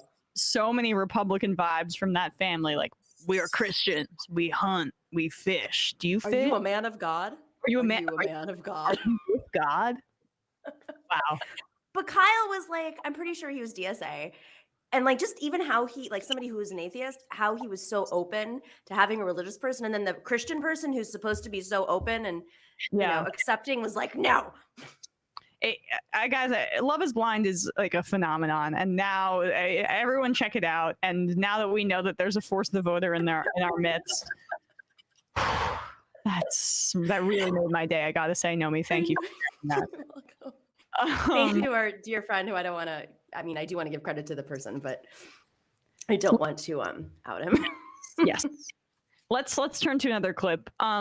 So nothing really. Well, I don't want to preface it like this, but Ilhan Omar went on MSNBC and she talked about Ukrainian refugees and the necessity to provide refugees with aid and acceptance. And why I think it's important to highlight this is because Ilhan Omar was a refugee. And, you know, we've talked about the importance of someone like Cori Bush being in Congress, like the fact that she having a lived experience of being unhoused and living in her car and understanding what that's like and what that brings to Congress. This is also something that's incredibly important. Ilhan Omar's experience as a refugee. So I want to highlight her commentary here because, of course, it's so personal. It's really heartbreaking to watch, you know, what's happening in Ukraine. My heart goes out to them. And as you said, you know, as a former refugee, as someone who was one of those children that we are watching on the screen, just, you know, a few decades ago, my heart is breaking for these children, for these families that have to make this unthinkable decision of leaving in the middle of the night. I think we do have a responsibility to do everything that we can to provide shelter for those who are fleeing for their lives. As I've said over and over again, you know, bombs do not discriminate, and we have to make sure that we are not creating a situation for people where they are not feeling safe in the borders that they are trying to escape to. The United States has to step up in its humanitarian response, and European countries have to as well. I know it can't be easy. You know, when we fled the war in Somalia, so many of us fled into neighboring country, Kenya, and it was challenging for that country. And I know that, you know, over 60% of refugees now from Ukraine going into the Polish border is quite a lot when we hear the number being more than 1.5 million people. And I just hope that the world responds and supports Poland as well as they try to create accommodations for people who are now in their border. Well, I mean, this is just the humanitarian crisis. I highlighted this a little bit at the start of the show. Reports of nearly 2 million refugees out of Ukraine at this point. Half of those are children. Yeah. The United Nations is saying this is the worst refugee crisis since World War II in Europe. And this is every country, I mean, the United States and the way that it has treated Afghan refugees is unconscionable in the wake of what we've done there. Blanket acceptance of Ukrainian refugees and Afghan refugees, and really all refugees fleeing these political dire conflicts, especially in the United States' case, if we had a role in it, like in Afghanistan. Well, we also just have the space. I mean, and we have the economy to support it. And you know, some of these countries that we're taking refugees, and I'm Greek and I'm here on this planet because my grandparents were political refugees. So I want to make a point of saying that this is something that so many of us are personally connected to in our own country. But in Europe, you know, you look at the southern countries that took in a good chunk of refugees, whether it's Greece, mostly Greece, but in other countries too. But in the South, those are austerity countries that actually couldn't afford to take in the refugees. And it put a lot of pressure, partly because northern countries shut down their borders. And we have the ability in our country to do so. We have the budget, we have the space, we have the circumstances. And the government of Greece now, for instance, just one of my best friends works at one of these for a company, a European NGO that works with refugees in Greece. And so he, over the last 10 years, has basically worked at these centers, and they shut down. He was just laid off, His last day was like a few days ago. But now that's because the government, Mitsotaki's government, which is a center-right government, decided we're just going to shut it down. And, some of this has to do with EU funding too, but he just said, no more, we're not taking any more. Now, that basically cuts off any refugees from Syria, from Africa, to come into Europe by any means. But now you have Ukrainians coming in, and it's almost like they had a sense of what was going to happen, and they're going to open up these refugee centers again, partly because Ukraine, there's religious similarities and cultural similarities. And it's just, I don't understand. It's like they literally swapped out who they're supporting, and they're just ignoring the fact that you still have a crisis with Syrian refugees. You still have people from all over Africa now coming up through. I understand why, right? We know. It's racism. I mean, it's supremacy, and the way that the Syrian government handled refugee crisis versus the Mitsotaki's government, center-right government, it's astonishing how different they are. And I think that's important also for us when we're having these conversations to recognize too, because there are a lot of good people who are fighting against this. And, we can't just blanket like all Europeans the same. They're not. Every country's a little bit different. They have different histories.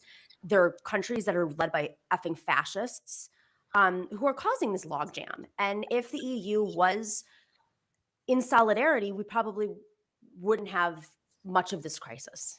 Well, and obviously, if our country would do their part too.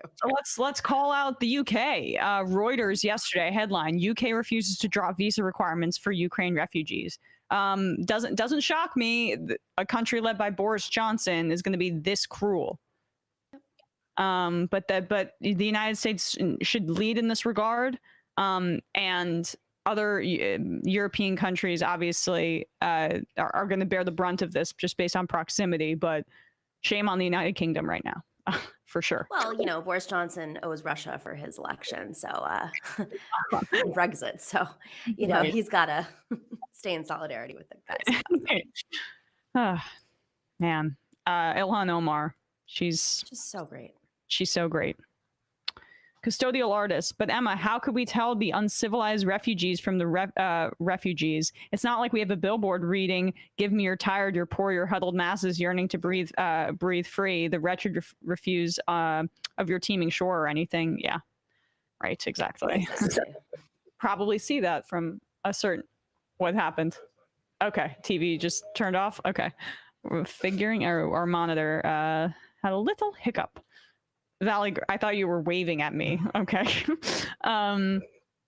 Valley Girl, all of these anti-trans bills remind me of California's 1994 Prop 187. It helped flip California blue. So yes, keep effing with people and you'll find out who we really are. Flip Texas. I hope so. Brother from Brooklyn, I'm upset at what happened to Saul in Love is Blind. Typical overlooked good guy. Deep T is chill too. Sal? I loved him. I think he was the best. I like Deep T the most. Everyone loves Deep T. She's great. But my favorite was Jarrett and Ayanna. They're my favorite. Oh my God, stop. Ayanna was great too. But Jarrett was like, I wanted to throw up. Like, it was so white male that the whole show's drama centered around this like kooky nutcase. Whatever. I thought he was really charming. Maybe that's but regardless, don't worry about it. We can't bore everybody. Just watch it. It's great reality TV. I know that like I'm killing my brain cells by watching Real Housewives and Love is Blind, and yes, I understand. But this is what soothes my soul after I cover the news. I got my dad into it. Like, if I could get my dad, who only watches law shows, if there's something psychological about it. There's something about, I mean, I understand their method, but I think the biggest pressure was the time pressure. And, the method may have worked if it was like over a long period of time, but if you're forcing people to get married within a month, you're going to have all sorts of drama. Yeah. My boyfriend was like, they should do this period for a year and then we come back. I'm like, they're not going to spend the money to follow them for a year. Are you kidding me? All right. Calling from a 201 area code. Who's this? Where are you calling from? Hey, Emma, you there? I'm there. Here. Sorry about that. I'm changing a flat on a bike as we speak. Oh, wow. Okay. Who's this? Where are you calling from? This is Louie. This is Louie in Palm Springs. Louie in Palm Springs. Yeah, first of all, I'm from Rutherford, so Giant Stadium. I mean, you are a 201 area code, so I know that area code. And Montclair, New Jersey Peace Action. We did a lot of work there, grassroots. Oh, no way. Around the war, so. Great area. Yeah, you might be familiar. Yeah. That's where I'm from. So, and well, I'm from here's the deal. Yeah.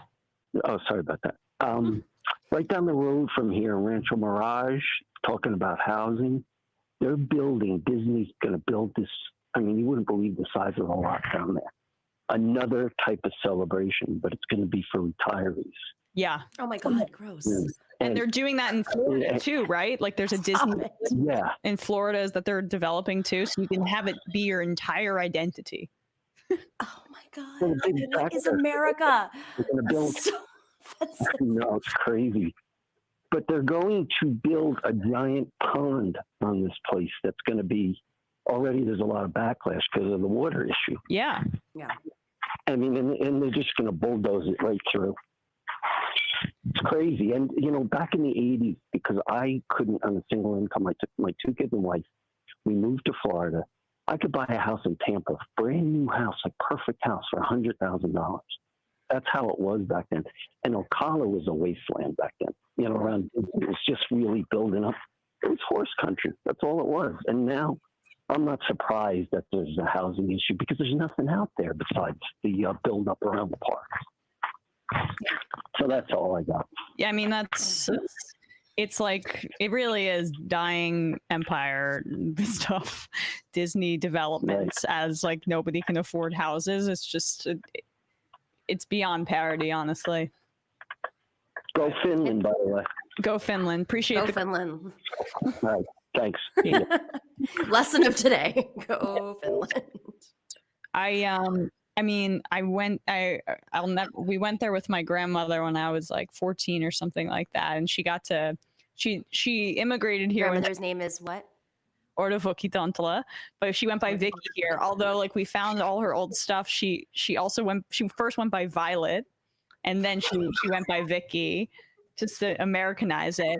And then we went back there when I was like 14, and she has multiple siblings, and they were all like, they didn't speak English. She'd almost forgotten Finnish to a degree because she just never spoke it in the U.S. And it was like the most beautiful thing when she saw her siblings after like 30 years. And the country is gorgeous. I mean, it really is a beautiful, beautiful country, especially in the South when it's less cold. But like, we went there in the summer, the sun sets at like midnight.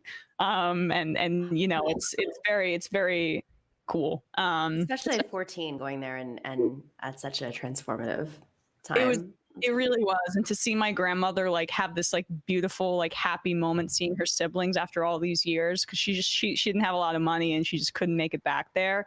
It really was not to be schmaltzy, but it really was like a beautiful moment. Oh, it is. I mean, especially as we're talking about like refugees, I was thinking about my grandparents who they died in 2017 within 4 months of each other. And I went back to their village in southern Albania, which is a Greek area, and they had to escape under Hoxha. And I think to this day, it's still the poorest part of Europe. And I'd heard all these stories, like from the time I was little. I'd never been there. No one in the US that had immigrated here and descendants had been there. So it was the first like American-born family member. It was really hard to get to, really, really, really hard to get to. And I finally got there, and, you know, my grandmother's stories were kind of like a mythology after a while, but you know, she tells them over and over and over and over again. And then I got there, and it was just like what she said. And I met these, you know, versions of her cousins who looked just like her, but were living in Albania for their entire lives. And I sat down with them and I spoke to them in Greek, and they would weave in Albanian here and there. And I would show them photos of her on my phone, and they were in their 90s with their little babushkas and, you know, wearing wool in the summertime. And they grabbed the photo on the phone. They would kiss the phone of my grandmother. It was so touching. That's so beautiful. Those are the, you know, it's really, I mean, it's been 75 years since they saw her. So. Wow. That's nice. All right, let's get to a clip or two. Oh, shall we? Don't worry, kids. You're going to see your grandparents at Disneyland.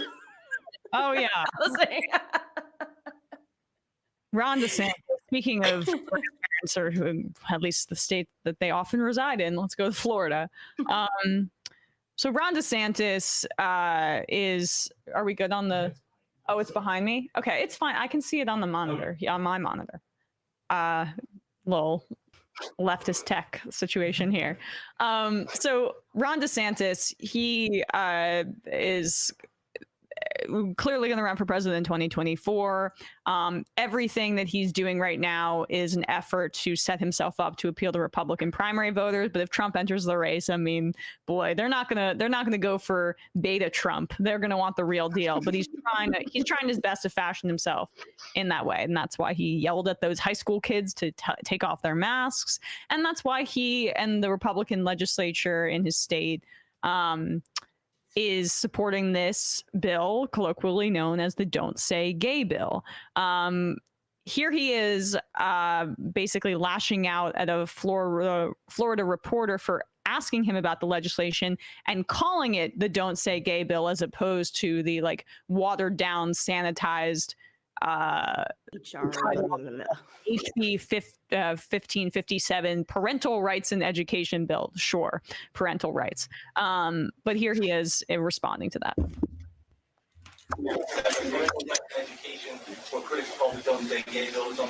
Does it say that in the bill? Does it say that in the bill? I'm asking you to tell me what's in the bill because you are pushing all the narratives. It doesn't matter what critics say. Well, it says advanced classroom instruction on sexual identity and gender orientation. For who? For grades pre-K through 3. So 5-year-olds, 6-year-olds, 7-year-olds. And the idea that you wouldn't be honest about that and tell people what it actually says, it's why people don't trust people like you, because you peddle false narratives. And so we disabuse you of those narratives. And we're going to make sure that parents are able to send their kid to kindergarten without having some of this stuff injected into their school curriculum. Okay, breaking news. This happened today. The Don't Say Gay bill passed. Is that right, Bradley? Can you look that up? Because that must have happened just as we went on air. Jesus. It Okay. passed in the House yesterday, right? Or 2 days ago? Already passed the House, but now they're saying it's passed the Senate. So for people that don't realize what this nonsense is, it effectively bans teachers from talking about sexuality, not even sexuality, I should say, gender identity and like LGBTQ issues whatsoever. If a child has a question about it, you're banned from doing it. This is a part of like the Republican, okay, AP reported on this that an hour ago. Okay, so wow, breaking news. That is really, really terrifying. It's a way to marginalize gay and trans people, obviously, queer people in general. And it's also just another flavor of the delightful Republican attack on teachers. They hate teachers unions. They want to go after them in every way that they can. So they hamstring them and ensure that if they have a little slip up that doesn't work and fit into the Republican ideology, that they can get in trouble essentially from any parent that feels, or if you're not sufficiently hateful towards trans people, towards gay people, you're out of here. And so it's a way to undercut teachers unions and their power. Well, don't forget, the largest donors to the Democratic Party are teachers unions. The largest public service employees are teachers unions. Unionized employees are teachers in America. So, you know, they'll find ways. They're jujitsuing the shit out of politics right now. And we're just like complaining.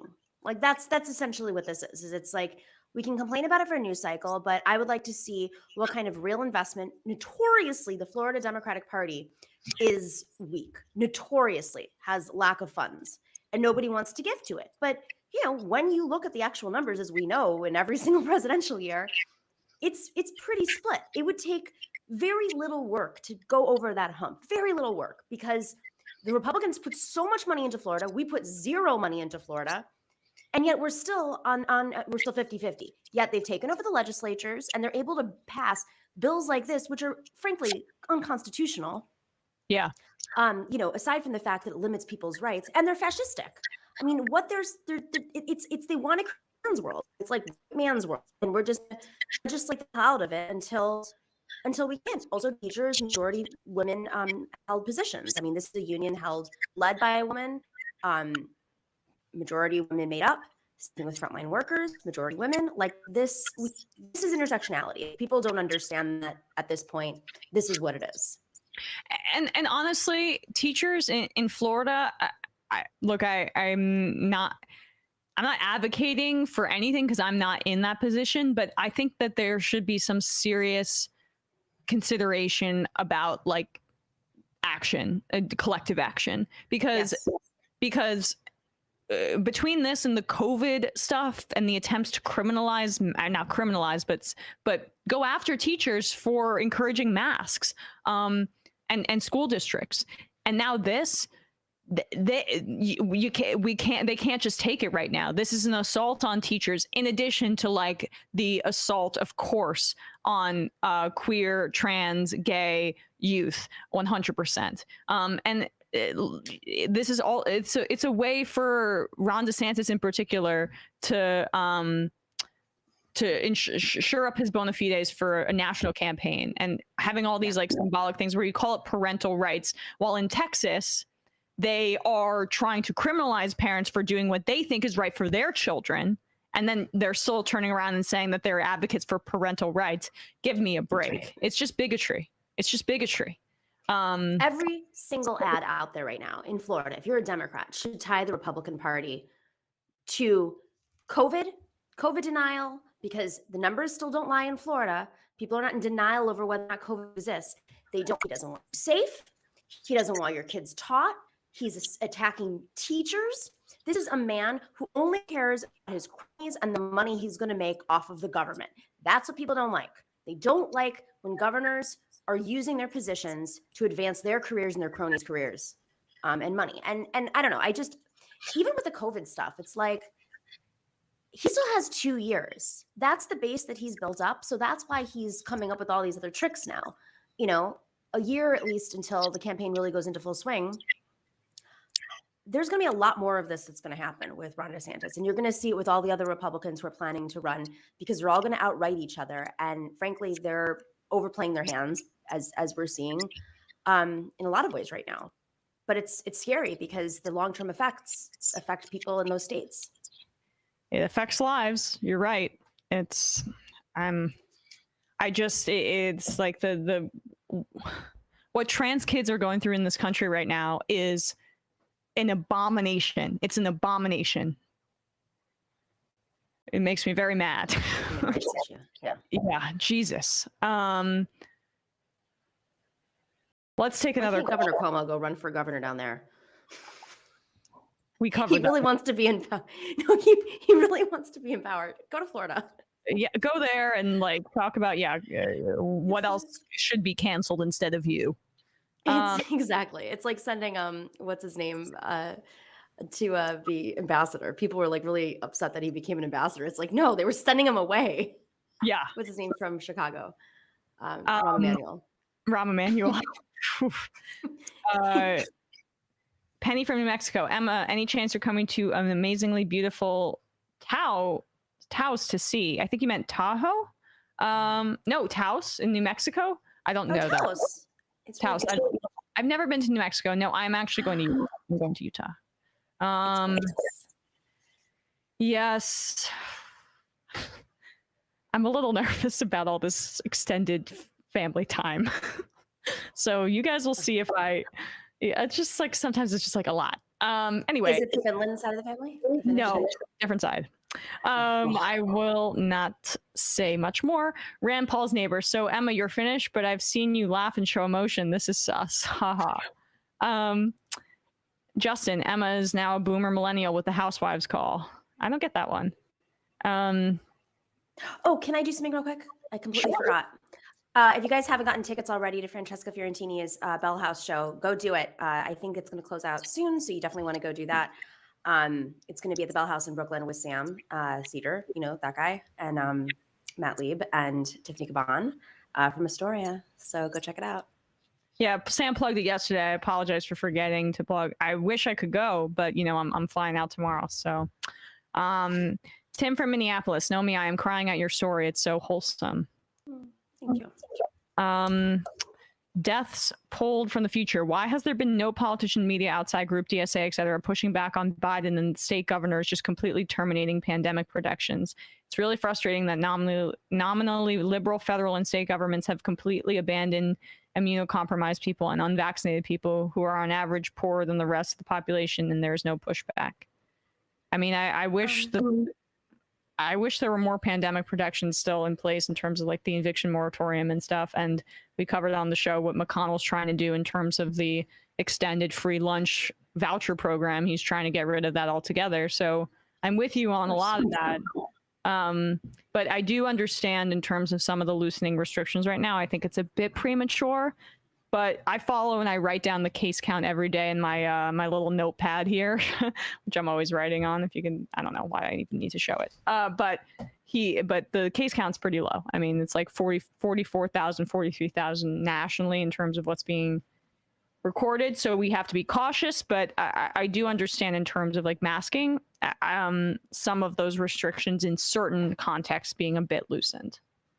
But I think, I'm not sure if anybody's really written about this, but there must be some sort of psychology of this is the point. I know those who choose to be unvaccinated are never, ever going to change their minds.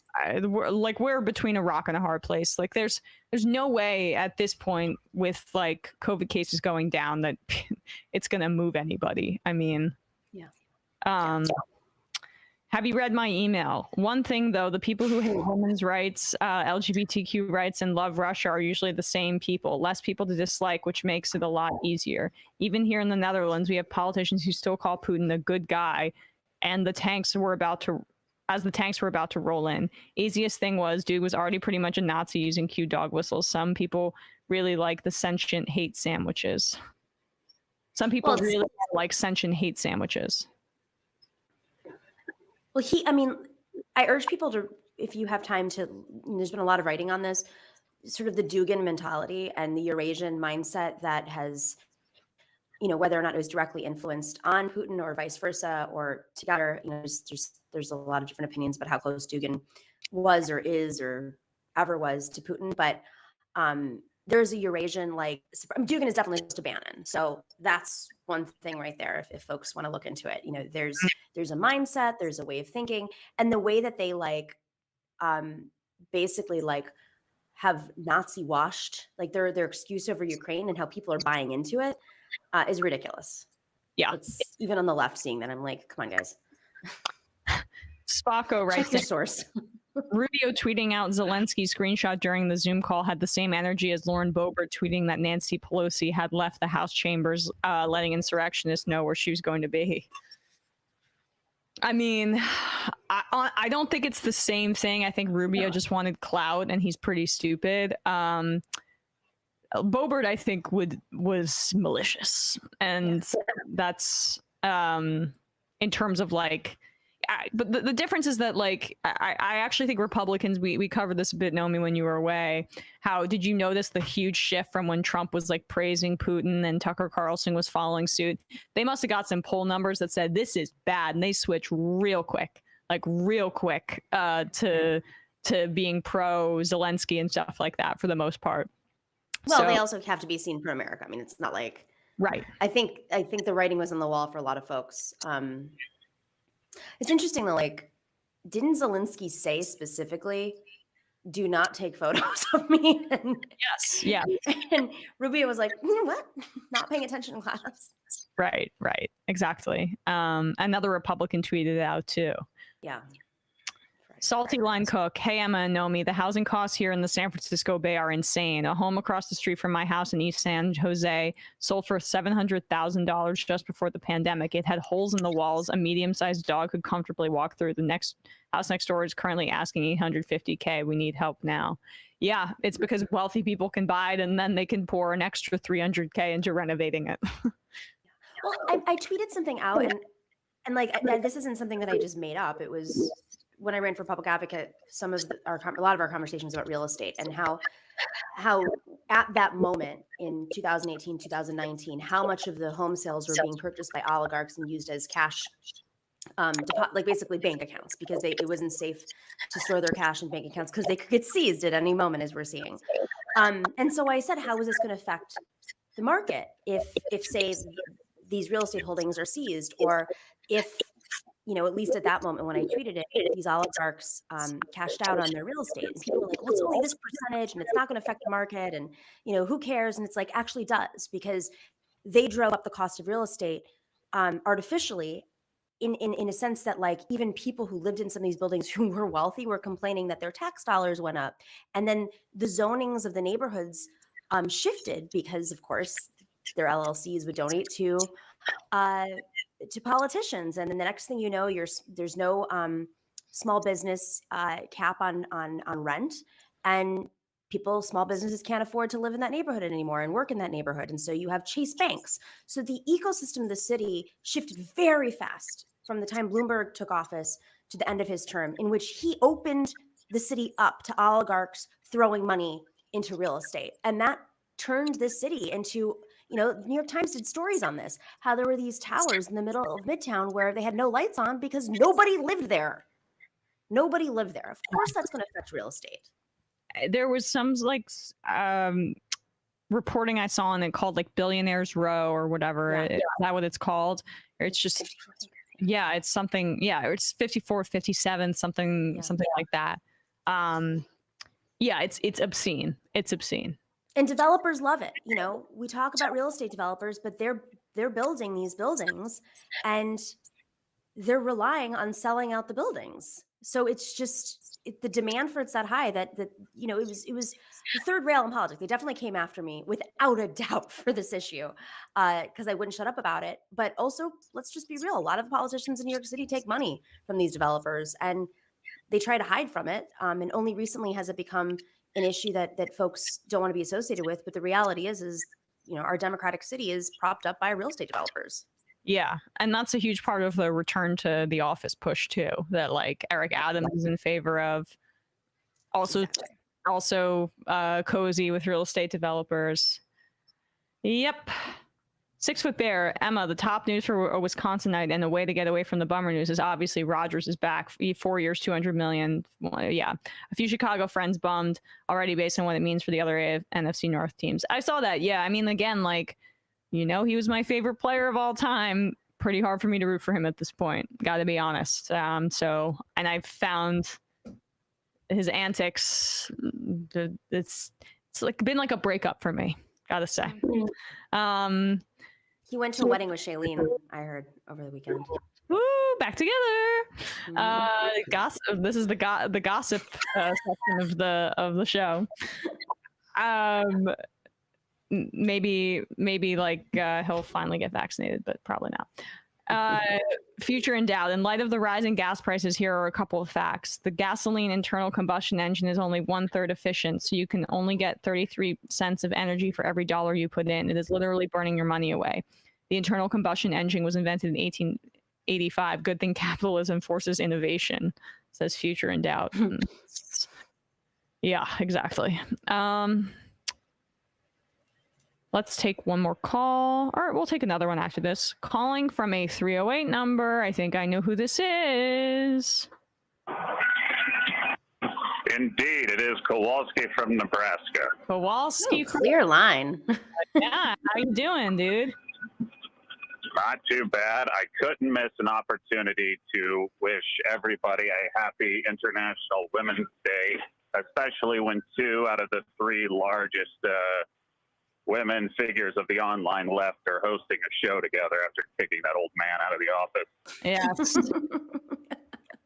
Well, saying that we are women in the, I would not qualify myself as such, but that's a very nice comment. Oh, goodness. Own your power. Fake it till you make it. No, you don't need to fake it because you are. I'm fucking sick. Yeah, right, exactly. So what's going on, Kowalski? Basically, just wanted to ask if you guys had any guests lined up to speak on the IPCC report that came out recently. If not, I was going to think of like organizing a rather in-depth ag report on it. If you'd like to, sure, but we should, yeah. Bradley, can we write that down? Let's have somebody on. I'm sure the IPCC report, climate person. Yes. There were actually some pretty big changes with it, but I mean, having a professional speak on it would probably be better than me as a layman. So But yeah, I know that we have somebody that we're lining up. It'll probably be a few weeks just to give you a heads up. I see. Well, other than that, everything outside, we will not have a famine this year, barring any type of massive environmental calamity that's even factoring in the droughts that we're currently seeing. So that's good news, but the cost of food will probably go up, which is not that great. Yeah, so that's pretty much it for my end of things. And everybody in the Great Plains, prepare for the snowstorm. We're finally getting snow after so. Wow. Finally, March 8th? Yeah, we are 17 and a half inches short for our yearly average, which is usually only like 24 inches of snow. It's been a disaster in all reality. So hopefully the mountains are packed for you when you go skiing. But yeah. All right, well, Kowalski, thank you for the update, and we will get on that IPCC-related guest shortly. Have a good one, dude. You guys as well. Bye. Goodbye. Bye. Bye. Okay, let's Nomi, I need your help with something. Okay? I need your help. I need you to help decipher what the hell Tulsi Gabbard is talking about, and what her point even is in this appearance on Jesse Waters' show. I watched a bit of it, you know, I watched a good amount, like a minute of it. I had a hard time deciphering what her point even is. What I kept focusing on is that they still put D by her name for Democrat, even though she was a CPAC speaker very recently, or at least a guest star. I'm not exactly sure. But here she is on Jesse Waters' show, weighing in on the Russia-Ukraine situation and the war in there and Russia's invasion. And I'm not entirely sure what the hell she's trying to say. Congresswoman, that seemed to be a critical piece of paper we signed with the Ukrainians in November, just a few months ago, basically saying, yeah, you're NATO, you're on the way, you're getting there, you're close. Did anybody in Washington think that might have been a little provocative? And I'm not blaming the Americans for everything that Russia does. I'm just saying it takes a little touch to handle a buffer state like Ukraine. Don't you think so? Yeah, Jesse, you know, as you said, there is so much devastation and incredible suffering that's going on in Ukraine right now, and the world needs to condemn Putin for his actions. The thing here is that our leaders really have this FU attitude, and they just don't care. We see this FU attitude in our domestic policy here at home, where they're saying, you know what, FU to parents who are concerned about what their kids are being taught in their schools, you know, FU to Americans who want to make their own decisions as it relates to their health and COVID. And then you see this same attitude and mindset also extending to their decisions on our foreign policy, basically going in and saying, you know what, this is what we're going to do. Any other country in the world, and there's nothing that anybody can do about it. There's nothing anyone can do to stop us. And all of this just points to the fact that they just don't care, because, Jesse, if they did, then before making these decisions, before taking these actions, they would stop and think for more than just a moment about what the ramifications and consequences of those decisions will be. Who will they impact the most? How will they impact the American people, the people of these other countries? What will the cost be? Is it worth it? What is our objective, and what are we trying to accomplish? Does it serve the best interest of our country? These are the things that they would be considering before they make these decisions. And it's just clear to me that they're not. And I look back to 1996, something that exemplifies this FU attitude and their lack of care for people was when Madeleine Albright was asked about her reaction to the sanctions, U.S. sanctions policy against Iraq that had killed 500,000 kids. And as you know, her response was chilling when she said it was worth it. Yeah. Okay. So that, it was indecipherable. Like, I can you give me a sense of, I mean, one, when she said, right, like the FU attitude about First of all, okay, no, actually, now I'm getting ahead of myself. Republicans love F you attitude. That's what Trump is. Like, are you really going to use this as a criticism? F you against the American people. But that's not even like, that would be a bit more decipherable. She's saying it in relation to foreign policy, but then she tries to connect it back to vaccines, right? Making their own medical choices due to COVID and what their kids are taught in schools. She really is not that bright. I got to be honest with you. Like, she's not doing this very well. That did not make a lick of sense. She like had, I mean, I remember when Trump first started running, and we're so used to it now, but it was like one of those boxes of words and he had to pull like 5 words and string along in one sentence. That's what that was. She's like, okay, I have to hit the points that the Fox News viewers care about. Yeah. Teachers bad, trans kids bad. Well, we already know how she feels about trans people. War bad, because that's her thing. Oh, Madeleine Albright, powerful woman, Democrat bad. So America bad only when Democrats are in power. But also I have to say Putin's bad because I can't look like I'm too tied to Putin because America first. I mean, it's my thought. I'm so baffled at how somebody can take such an aggressive turn. And I'm really curious to see where her money's coming from at this point. Like if she does run, she's going to have to disclose that. And I think she's going to be in a very privileged position because, you know, it's you can't just take like weird front money from all these different organizations. And we've said this over and over about some of these online hosts too. They take money from people who from nonprofits that cover for, you know, who knows what kind of donors. And I think the moment we're in right now, it's going to be very clear. Shit's going to get very real, very fast, because this is such an aggressive turn. It's not like she has her base that she's pulling. It's not like she's, you know, she started a radio show and she could pull her donors from her campaign over to it, and or even a sliver of it. She didn't do that. She is out there doing this on her own right now, and she's gone so far hard right that like you have to be funded to do that. She's not independently wealthy.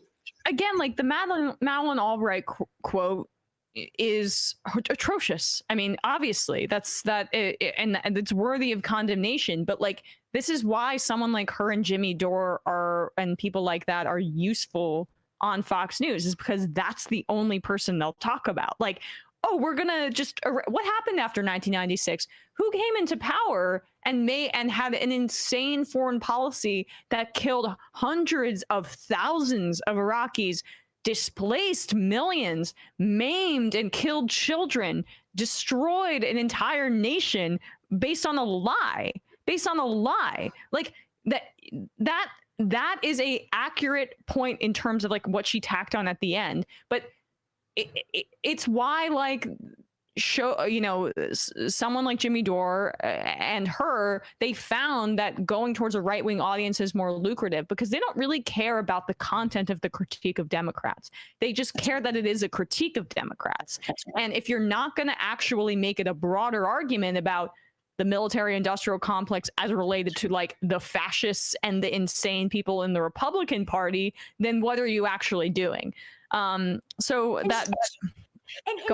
also made it sound like we're in Ukraine right now. Like I'm listening to it, I'm like, what are you even talking about? And you hear this when people are like, oh, well, look at Obama's strategy on Jim. You mean not going? Like leaving it alone so it went into absolute chaos? You know, you have to differentiate a Republican, especially in the last 20 years, you know, the Republicans versus the Democrats on foreign policy. Democrats are flawed. You know, yes, we did not acknowledge Yemen. We did not deal with Yemen.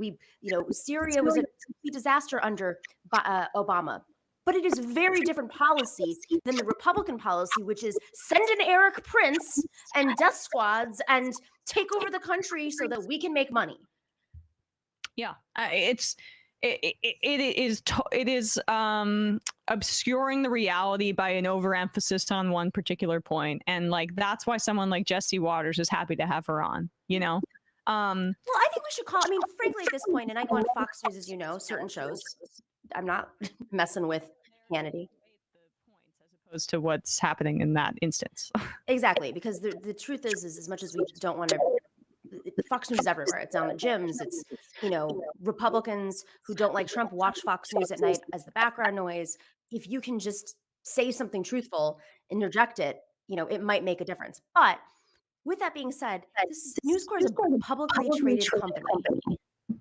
Are they endorsing this type of behavior right now? Like, this is the moment where Rupert Murdoch needs to sit down and say to himself, do I want to have hosts on here who are peddling Putin's conspiracy theories and guests on who have who knows what kind of ties to what foreign governments at this point? Like, they have an obligation as a publicly traded company who relies on the modern day global capitalism that we don't necessarily want to be a part of, but this is like they rely on stability in the world right now, and they're being very much aggressively part of furthering instability. I mean, they're playing them in Russia, as you know. Yeah, I mean, again, with her ties to Assad, let's be real, and like her ties to Narendra Modi, there are some shady things happening right now with her. But sorry, I don't mean to cut off this segment, but are we having some audio issues? Oh, we fixed it. We're sorry, what'd you say? I heard it too, but I figured it was the new server that we have. Yeah. It's going pretty. It's pretty seamless for the most part, but we're just like still working out some of the kinks. Let's take one more call, and then we will read some IMs, and we're gonna get out of here, I think. Calling from a 210 number. Who's this? Where are you calling from? Hi, this is Cody. Is this me? That's you, Cody. Where are you calling from? Oh, sorry, San Antonio, Texas. I had a couple. Yeah. I had a couple of quick topics. I guess I wanted to run by you guys. There was 2 Saturdays ago. I was watching some CNN, and I believe I may have this wrong. I believe who I was listening to being interviewed was the Congresswoman from Indiana, Republican. Sparks is her last name, and she's Ukrainian American. But I guess, and I'll actually scrap the other topic, and I'll just pose this to you. But she said on this, I believe it was her actually. It may have been somebody else Ukrainian, but I got pretty familiar with her voice listening to CNN, so I think it's her. She said she called basically Putin a communist socialist dictator, and this is the type of thing that we have to resist against as Western countries, interested in democracy, was basically her point. And I guess I'm just it's kind of a scary propagandistic talking point if they're going to go around and throw all the great strong, horrible strongmen that we don't like of the world are still communist socialists who are oppressing their people just via the notion of being communist. So I'm just wondering if you guys wanted to comment on that type of propaganda wraparound they're trying to do, and I'll go ahead and take an answer off the air if that's good. All right, appreciate it, Cody. Thank you. You too. Nomi, you want to go first? I mean, this is so ridiculous. It's just like furthering. It's Republicans trying to interject whatever sort of. I mean, she's a Republican. She's Ukrainian American. Okay, fine, but she's also a Republican in Congress and is asked to run for re-election every 2 years in Indiana, and they're going to use every opportunity to make it clear that they're different than Democrats in this moment, and putting Putin as communist is like, what? Honestly, it's just so lazy, right? Like they're using old Cold War, a relic of that, and the muscle memory in the public to scaremonger and fearmonger, and relying on an ignorance about the true politics of Vladimir Putin and his actual ideology to drum up political capital for themselves. That's really what, and also that was a pretty short call, so actually we will take one more call. I'm just letting you guys know. But yeah, so that's my position on that. It's to be expected. I mean, there's like a bunch of Republicans saying, "Oh, it's the Soviets." I mean, that's what they're trying to do with that. All right, this is the actual final call of the day, calling from a 360 number. Who's this? Where are you calling from? 360? Hi, can you hear me? Yes, I can hear you. Who's this? Hi, this is Justin from Washington. Justin from Washington. What you calling about? Well, I wanted to call about the Faircloth Act. The what I act? did not expect to be on the Faircloth Act of 1998. Okay. Faircloth Act. Yes. I guess I'm wondering why we don't give enough pushback. Tammy, stop. Towards other progressives when talking about homelessness. About talking about the Faircloth Act that actually stops the federal government from making public housing, and why we don't bring that up enough. Yeah. I guess I want your takes from that, and how we can, I guess, look forward to pushing to get this repealed. Like, this is devastating. Every time I bring this up to people, they don't understand that this is actually in the law. They don't understand why it's a law. So I guess I'll take your answer off air. Okay, Thank you very much. Well, I appreciate it, Justin. Thank you. So, I mean, I believe that Alexandria Ocasio-Cortez introduced some sort of a repeal effort. At least she wrote a piece on it. Maybe I'm wrong on this. Bradley, do you mind looking that up for me really quickly? Thank you. I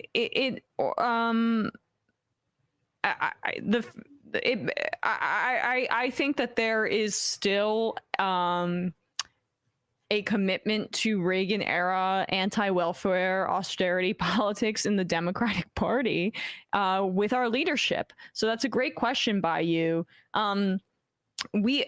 Sam talks about this all the time in terms of just like how these fossils, and it's, you know, Bernie's an older person, being older doesn't mean your ideology is old, but for leadership that is the case. Nancy Pelosi committed to PAYGO.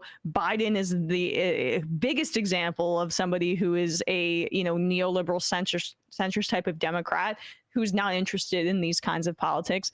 But we need, you know, so AOC introduced legislation in March of last year to repeal the Faircloth Amendment. But that should be getting more traction, because the fact that we have not built any new public housing since the 90s, and I think honestly it might have even slowed in terms of funding before that. Again, I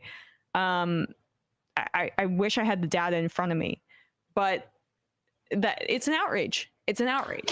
Well, and I'll take it even further. I don't even think it's a generational thing. I think a lot of these types of issues, the more progressive era issues, come from representatives who come from cities where generally Democrats come from, but in cities, real estate rules. It goes back to our original point.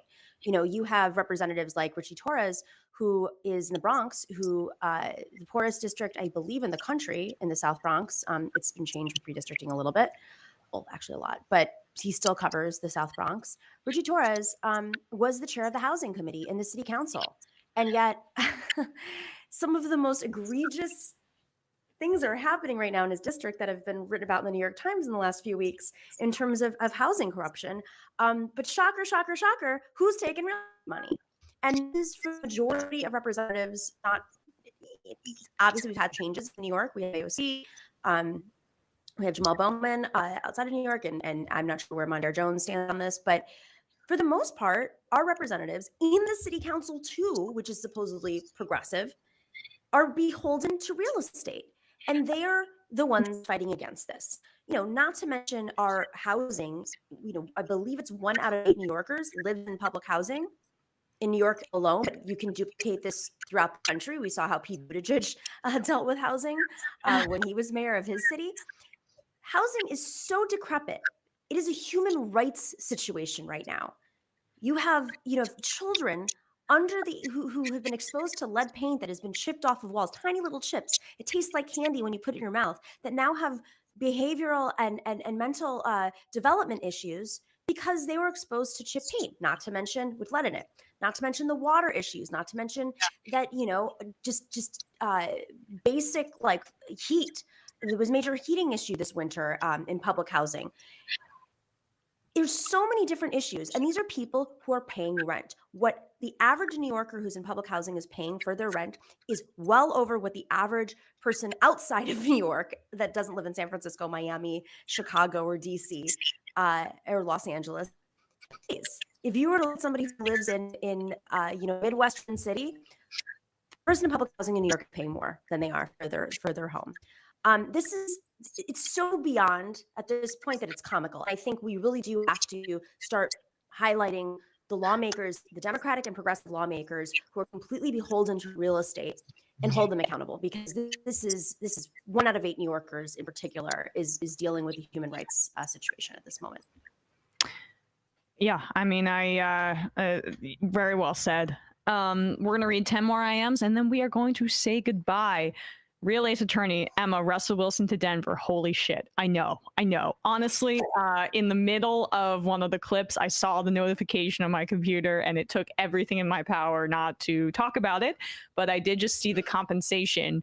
Drew Lock to Seattle, Noah Fant to Seattle, which is huge. Shelby Harris, 2 first-round picks, 2 second-round picks, and a 5th-round pick. And then Denver gets Russell Wilson in a 4th-round pick. I mean, I don't even know why Russ would want to go there. You're in a division with Patrick Mahomes, and you're in a division now with Justin Herbert. But the team is pretty stacked in terms of, like, they have a lot of weapons on the offensive side, and they have a good defense. So, plus, I think Nathaniel Hackett will be a good coach for Russ, and he'll like that offense a lot better than the one that he's been in.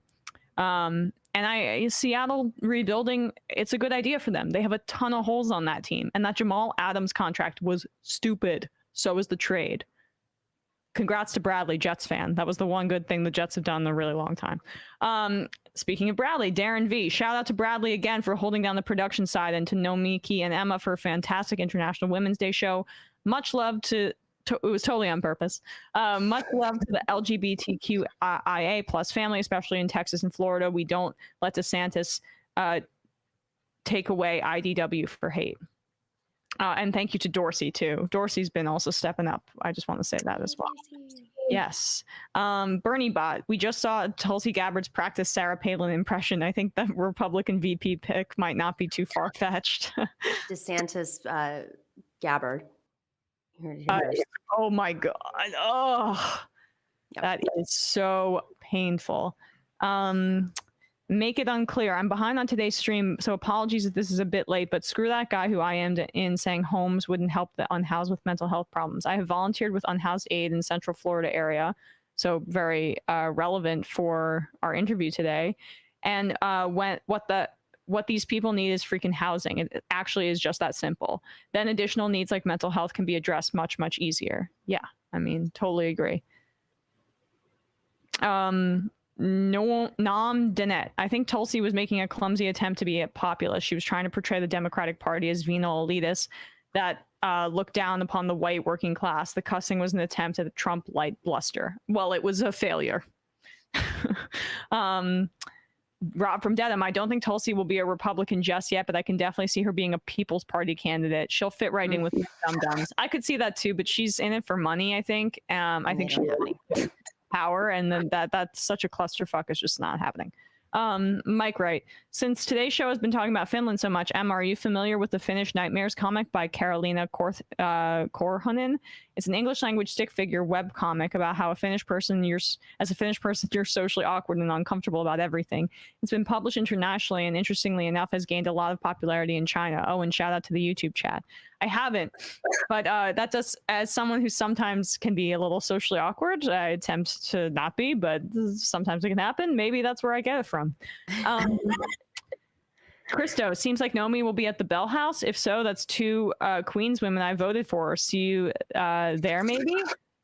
Maybe. I may have to go to DC for something involving the Democratic Party. Not with them.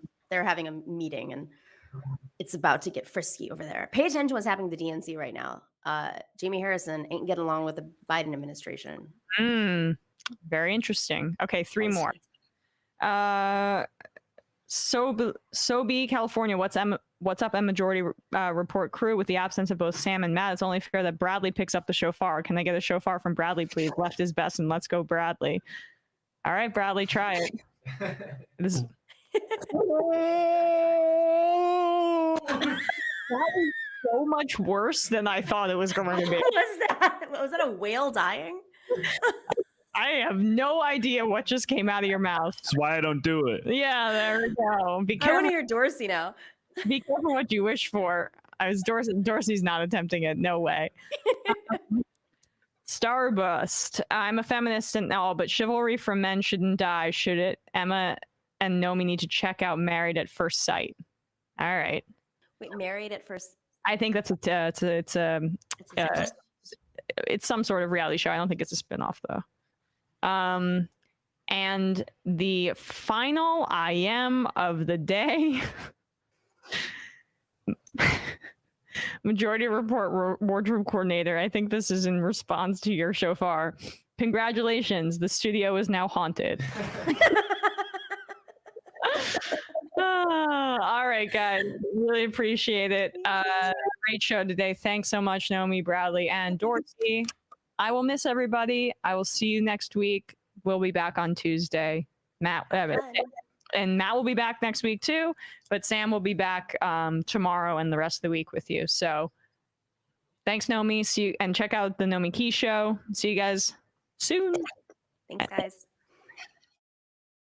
It might take all the strength I got to get to where I want, but I know somehow I'm gonna get there. I wasn't looking when I just got caught between the truth and the lie bar.